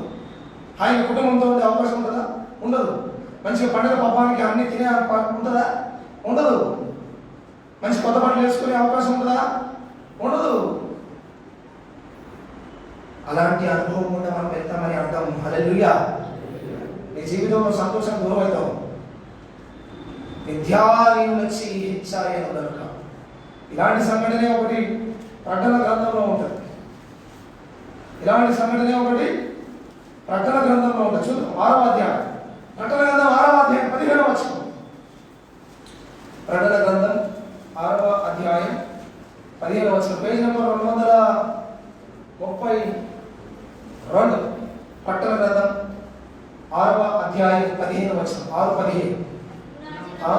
భూరాజులను, గౌరవులను, సహస్రాధిపతులను, ధనికులను, అందరూ చూడండి. లేఖన భాగం చాలా జాగ్రత్త పెట్టుకోండి. మనం కూడా ఉన్నాం ఈ టీంలో. ఈ టీంలో మనం కూడా ఉంటాం. ఎవరున్నారంటే భూరాజు, గనులు, సహస్రాధిపతులు, ధనికులు, బలిష్ఠులు, ప్రతి స్వతంత్రుడు కొండ గుహలలో, బండల సందుల్లో దాక్కుని. హల్లెలూయా. అంటే ఒక్క కేటగిరీ ప్రజలు కాదు, ఎవ్రీ కేటగిరీ. ఆనాటి సమాజంలో ప్రతి కేటగిరీ దాసులుగా ఉన్నవాళ్ళు, సమాజంలో స్వేచ్ఛగా తిరుగుతున్న వాళ్ళు, అధికారం కలిగిన వాళ్ళు, ఆధిపత్యం చెలాయించిన ఘను కొండ గుహలోను, బండ సందులో దాక్కొని సింహాసనాసనుడైన వారి యొక్క చదవండి. గొర్రెల యొక్క ఉగ్రత మహాదినం వచ్చాను, దానికి తాళచాలిన వాడు. మీరు మా మీద పడి ఆయన సన్నిధికి గొర్రెపిల్ల ఉగ్రతకు మమ్మల్ని మరుగు చేయండి, పర్వతములతోనూ బండలతోనూ చెప్పుదురట. అంటే ఆ రోజు ఇజ్రాయేలీయులు బండల సందులో పోయి దాచుకున్నారంటే అయిపోయింది ఆ స్టోరీ. ఇప్పుడు భవిష్యత్తులో యేసుప్రభు రెండో రాకడ వచ్చినప్పుడు మళ్ళీ అలాంటి సంఘటన జరుగుతుందా లేదా? రాసిందా లేదా దేవుడు బైబిల్లో? అదే చెప్తున్నాడు దేవుడు. హెర్మోన్ బ్యాప్టిస్ట్ సంఘస్థులు ఈ రోజు ధన్యులు. మరొక ధన్యకరమైన సందేశాన్ని ఇచ్చాడు దేవుడు. మన జీవితాన్ని మనమే బాగు చేసుకునే అవకాశం ఇచ్చాడు. హల్లెలూయా. అది ఎవరి చేతుల్లో? వాళ్ళ చేతుల్లో. వాక్యం చెప్పడం నా వంతు, జీవితాన్ని మార్చుకోవడం ఎవరి వంతు? టీచర్ పాఠం చెప్పిన తర్వాత వాడు మంచిగా ఫస్ట్ అయ్యేది వారంతా టీచర్ పడ్డారు. అవునా? చెప్పాలి. ఇంటి దగ్గర తల్లిదండ్రులు కూడా వాళ్ళకు చక్కగా చదువు చెప్పాలి. వాడు చదువుకోవడం మనసు వాడికి ఉండాలి. ఆ టీచర్ 40 మందికో 50 మందికో అందరికీ ఒకటే పాఠం చెప్తారు కదా బోర్డు పైన. మన ఒక్కరికి ప్రత్యేకంగా పాఠం చెప్తారా? చెప్పాలి కదా. మీ అందరికీ వాక్యం చెప్పారు. టీచర్ అందరికీ క్లాస్ చెప్తారు. ఇక ఫస్ట్గా ఉండాలో లాస్ట్గా ఉండాలో నిర్ణయించుకోవాల్సింది ఎవరు? ఎవరికి వారే. ఈరోజు దేవుడు మనకు ఒక సందేశాన్ని ఇచ్చాడు. మా జీవితంలో దేవుడు మార్పు కోరుతున్నాడు. మారాలి. దేవుని విషయంలో మారాలి, నీ విషయంలో మారాలి, నీకు ఇతరులతో ఉన్న ప్రవర్తన విషయంలో మారాలి. మారకపోతే ఇజ్రాయెల్ మళ్ళీ ఏం చేశారట? మళ్ళీ యెహోవా దృష్టికి దోషులు. ఎందుకు దోషం? ఈ మారలేదు కాబట్టి దేవుని దృష్టిలో వాళ్ళు పాపమైనారు. దేవుడు మిథ్యానికి అప్పగించాడు, బాధించే వారికి అప్పగించాడు. మిథ్యానుల వల్ల వీళ్ళు ఏం చేసినారు? బంధకాలు ఉండిపోయారు. ఎవరికి వాళ్ళని దాచుకునే పరిస్థితి వచ్చింది. ఎవరికి వాళ్ళు భయపడి దాక్కునే పరిస్థితి వచ్చింది.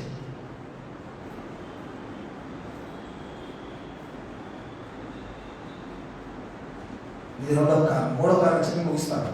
అక్కడ 6వ అధ్యాయంలో చూడండి. న్యాయాధిపతులు 6:3-6. న్యాయాధిపతులు 6:3-6. ఈ న్యాయాధిపతుల గ్రంథం కూడా 200 పేజీలోనే ఉన్నది. ప్రకటన గ్రంథం కూడా 200 పేజీలోనే ఉన్నది దాదాపు. న్యాయాధిపతులు 6వ అధ్యాయంలో దేవుడు మనతో మాట్లాడిన, ప్రకటన గ్రంథం 6:15 దేవుడు మనతో మాట్లాడు. కొంచెం లింక్ దగ్గర లింక్ ఉన్నది. ఈ పిక్చర్ లింక్ పక్కన పెడతాం కానీ వాక్యం లింక్ గుర్తుపెట్టుకుందాం మనం. 3వది ఏం జరిగింది తెలుసా? చదవండి 3వ వచనం. ఇశ్రాయేలు విత్తనములు విత్తిన తర్వాత మిద్యానీయులను అమాలేకులను తూర్పునందు వారు తమ పశువులను గుడారమును తీసుకొని మిడతల దండంత విస్తారంగా వారి మీదకి వచ్చి వారి ఎదుట దిగి గాజాకు పోవునంత దూరము భూమి పంటను పాడు చేసి ఒక గొర్రెలుగా, ఎద్దులుగా, గాడిదలుగా, జీవన సాధనమైన మరి దేనిగా ఇశ్రాయేలుకు ఉండనీయలేదు. వారు వారి వంటలకు లెక్కలేకపోయారు. దేశమును పాడు చేయడం. వారు దానిలోకి వచ్చి ఇశ్రాయేలు మిథ్యానుల వల్ల మిక్కిలి హీన దశకు చేరుకున్నారు. హల్లెలూయా.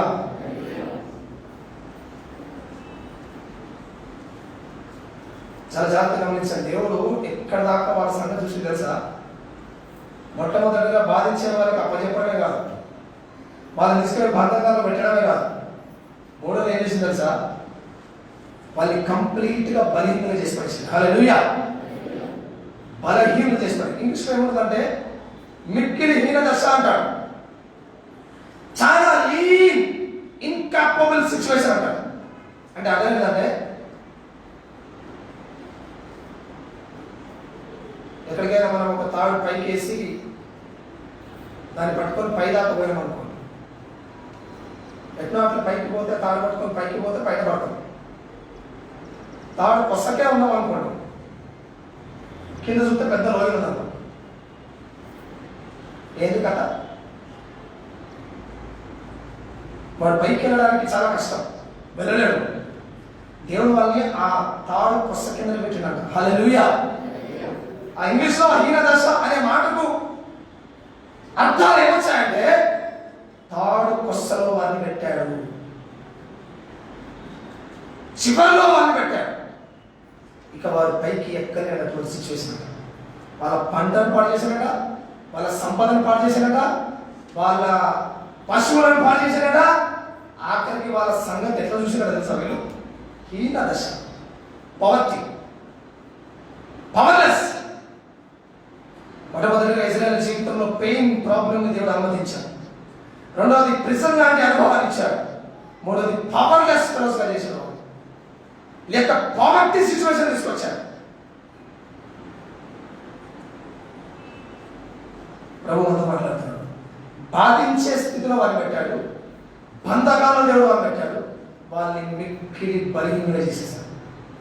హీన దశ అంటే ఫిజికల్గా బలహీనులు, ఆర్థికంగా బలహీనులు, అన్నింటిలో బలహీనం చేస్తాడు. ఎన్నో సాధారణ బలహీన చేస్తాడు. హల్లెలూయా. ఎందుకు ఎందుకు చెప్పాలి? డాక్టర్ చెప్పిన మందు వేసుకోలేదు, అందుకే అర్థమైంది.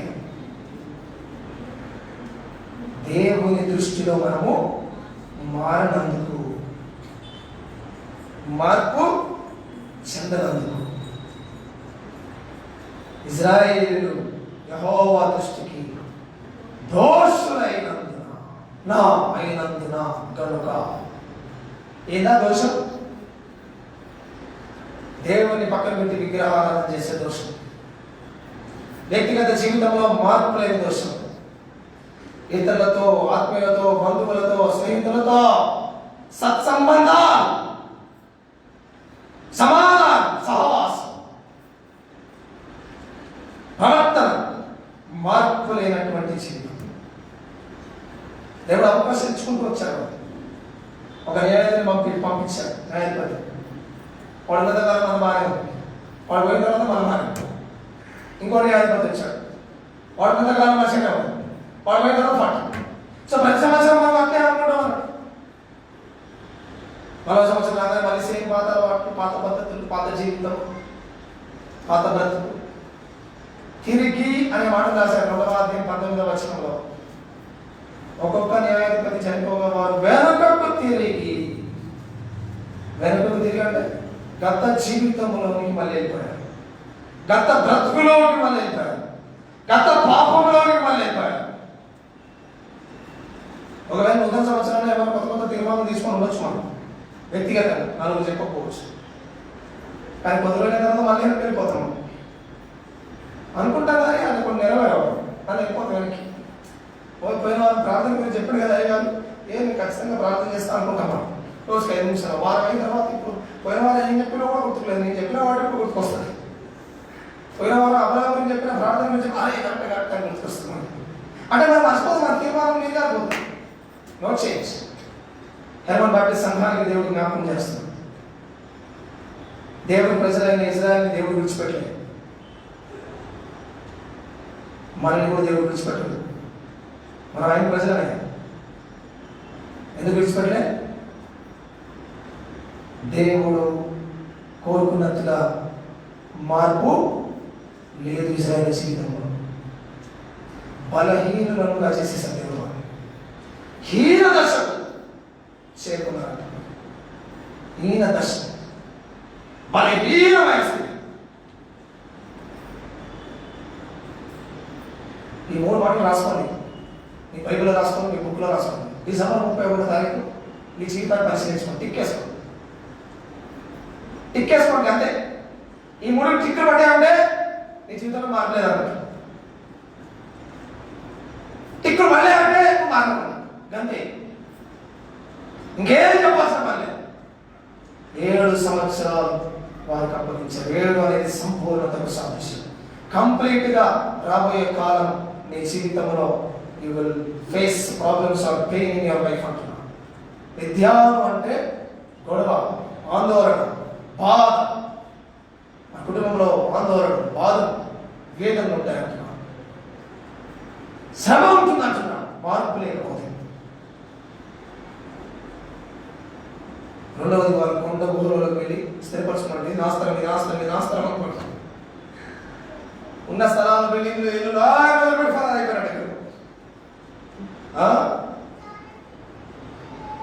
వారి ఎదుట నిలవలేక, తట్టుకోలేక, స్వీయ నిర్బంధం అంటారు దాన్ని. స్వీయ నిర్బంధం. అందుకే ట్రంప్ ఏమంటుంది కదా, స్వీయ క్షమాపణ చెప్పుకున్నాడు. చేసిందంతా చేసిండు. ఆ దేశ చరిత్రలో అవమానకరమైన పని చేసిండు. వైట్ హౌస్, మన పార్లమెంట్ లాంటిది, దానిపైన దాడి చేసి నన్ను మీరు వ్యక్తిగతంగా క్షమించుకున్నాను. వ్యక్తిగతంగా క్షమించుకున్నాను. ఎవరికి మాట వ్యక్తిగతంగా క్షమించుకున్న తర్వాత ఇక చట్టం ఎందుకు, దేవుడు ఎందుకు, ఎవడు ఎందుకు? రేపు పొద్దున ఎవరైనా మారిన సభ్యులు వ్యక్తిగతంగా క్షమించుకుంటాడు. అవునా కదా? ట్రంప్ ఇంకా అధికారంలోనే ఉన్నాడు. లెక్క ప్రకారం 20వ తారీఖు ఆయన వేరే కొత్తవాడు వస్తాడు. వాళ్ళు తెలివి ఏం చేస్తారు, వారికి మంచిగా సాగకపోకుండా మేమే నిలబెట్టిన పోరు అన్నట్టుగా వాళ్ళు కొత్త చట్ట సవరణ చేస్తారు. నీ సంగతి ఇంత అయిపోతారు బిడ్డ.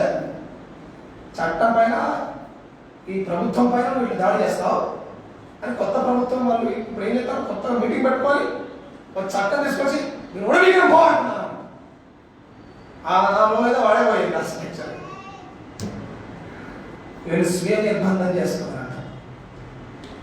ఇలాంటి సంఘటన దేశంలో వచ్చినప్పుడు కూడా జరుగుతుంది. మూడవది, వాళ్ళు హీన దశకు చేరుకున్నారు. వాళ్ళ దిశ మారింది, వాళ్ళ దశ మారింది. దౌర్భాగ్యమైన స్థితిలో వెళ్ళిపోయారు. కారణం ఏంటి? ఇంత వాక్యం విన్నాక అసలు కారణం తెలియకపోతే వేస్తే అలాగా మార్పు లేకపోవడం. దేవుడిచ్చిన ఆశీర్వాదాలను, ప్రేమను, సమాధానం, సంతోషం, స్వస్థతను మర్చిపోయి అన్నీ వదిలేసి తిరిగి మళ్ళీ మన పాత జీవితంలోనికి వస్తే, విగ్రహారాధన అంటే దేవుణ్ణి విడిచిపెట్టిన అనుభవం, క్రియలలో నీ వ్యక్తిగత జీవితంలో మార్పు, సమాజంలో నీ చుట్టూ ఉన్న వారితో నీ జీవిత విధానంలోని మార్పు. ఒకవేళ తర్వాత వాక్యం బాగుంది అని అనుకోవచ్చు. వాక్యం ఎప్పుడు బాగుంది కాబట్టి అది 2005 పాడగా అక్షరం సుక్క డాట్ కామా కూడా మారలేదు. ఇంకేమై బాగైంది మనమే అలా అనుకోరు. ఇక్కడి నుంచి ఏమనుకోవాలి, వాక్యం బాగుంది మీరు ఎప్పుడు కూడా ఈరోజు వాక్యం ద్వారా నా జీవితంలో ఏది బాగాలేదో దేవుడు బయటపెట్టుకున్నారా అని చెప్పుకోవాలి. అర్థమైందా? ఎప్పుడు బాగానే ఉంటుంది. బాగుండదా? పారాసిటమాల్ ఎన్నో సంవత్సరాల నుంచి పారాసిటమాల్ పనిచేయలేదా? జరంగోలి పనిచేయలేదా? పారాసిటమాల్ బాగానే ఉంటుంది. నీ జబ్బే నువ్వే చక్కగా లేదు. నువ్వు చక్కగా లేకనే నీ శరీరంలో పారాసిటమాల్ పనిచేయలేదు. నీ జబ్బు ఎక్కువైపోయింది, పారాసిటమాల్ పనిచేస్తుందా? పనిచేయదు. యాంటీబయాటిక్ కావాల్సి ఉంటుంది. ఈరోజు దేవుడు మనతో మాట్లాడుతున్నాడు. ప్రియ సంఘమా, మార్పు, చర్చలో మార్పు, నీ ఆత్మీయ జీవితంలో మార్పు, నీ వ్యక్తిగత జీవితంలో మార్పు, ఇతరులతో నీ సహవాసంలో మార్పు. ఎవరైనా మారకపోవచ్చు, మన సంగతి నీకు అవసరం. మనం మానవ సంగతి మన తెలియదా? ఉత్తరా మళ్ళీ నీ వ్యక్తిగత జీవితంలో బూతులు మాట్లాడినావు అర్థమైపోతుంది. నువ్వు మారలేదా కనుక్కోవాలి. అంతే కథ. వాడు అన్ని తింటే నువ్వు ఒక తిట్టు కూడా తిట్లేదంటే నువ్వు మాట్లాడమంటే అర్థం. హల్లెలూయా, హల్లెలూయా. అది అర్థం చేసుకోవాలి. అర్థమైందా? వాడిని మోసం చేసినా నువ్వు మోసం చేయలేదు అనుకో, నువ్వు మారలేదు అంటే అర్థమైంది. నీ మంచితనం ఉంది, నూతనమైన మార్పు నీ జీవితంలో వచ్చింది, అవతల మారలేదు. ప్రభు మార్పు కోరుతున్నాడు. మార్పు లేకపోతే కలిగే పర్యవసానాలు ఈరోజు వాక్యం చెప్పాడు. మార్చుకోకపోతే వచ్చే పర్యవసానం. God wants change in our life. If you don't change, you have to face the circumstances. You have to face. ప్రార్థన చేసుకుందాం. తల వచ్చి కళ్ళు మూసుకుందాం. ప్రార్థన చేసుకుందాం. ప్రభు మనతో మాట్లాడుతుండగా ప్రార్థన చేసుకుందాం. చాలా విషయాల్లో మారాలి. We have to change in many things. ప్రభు మనతో మాట్లాడుతాడు. ఎవరివన్, ప్రతి ఒక్కరు ప్రభు నీకు వందనాలు స్తుతిస్తున్నాం, నేను భయపరుస్తున్నాను. నీకు నువ్వే ప్రార్థన చేస్తున్నాను. నా ఆత్మీయ జీవితంలో మార్పు అంటున్నాను. నిన్ను విడిచిపెట్టిన రోజు నేను విగ్రహారాధికునే. నీ ఆరాధనకు నేను రాని రోజు నేను విగ్రహారాధికురాలనే. ఒకవేళ ఇక్కడ కాదు, ఆ రోజు హైదరాబాద్ పోవచ్చు, అక్కడైనా చర్చుకో, తప్పలేదు. ఒకవేళ నీకు అనారోగ్యం ఉంది, రాలేదు, నో ప్రాబ్లం. దేవుడు మనకి ప్రత్యక్ష ప్రసాదిస్తున్నాను. నేను వాక్యం అసలు ఆ ఆదివారం దేవుడితో సంబంధమే లేదంటున్నాడు.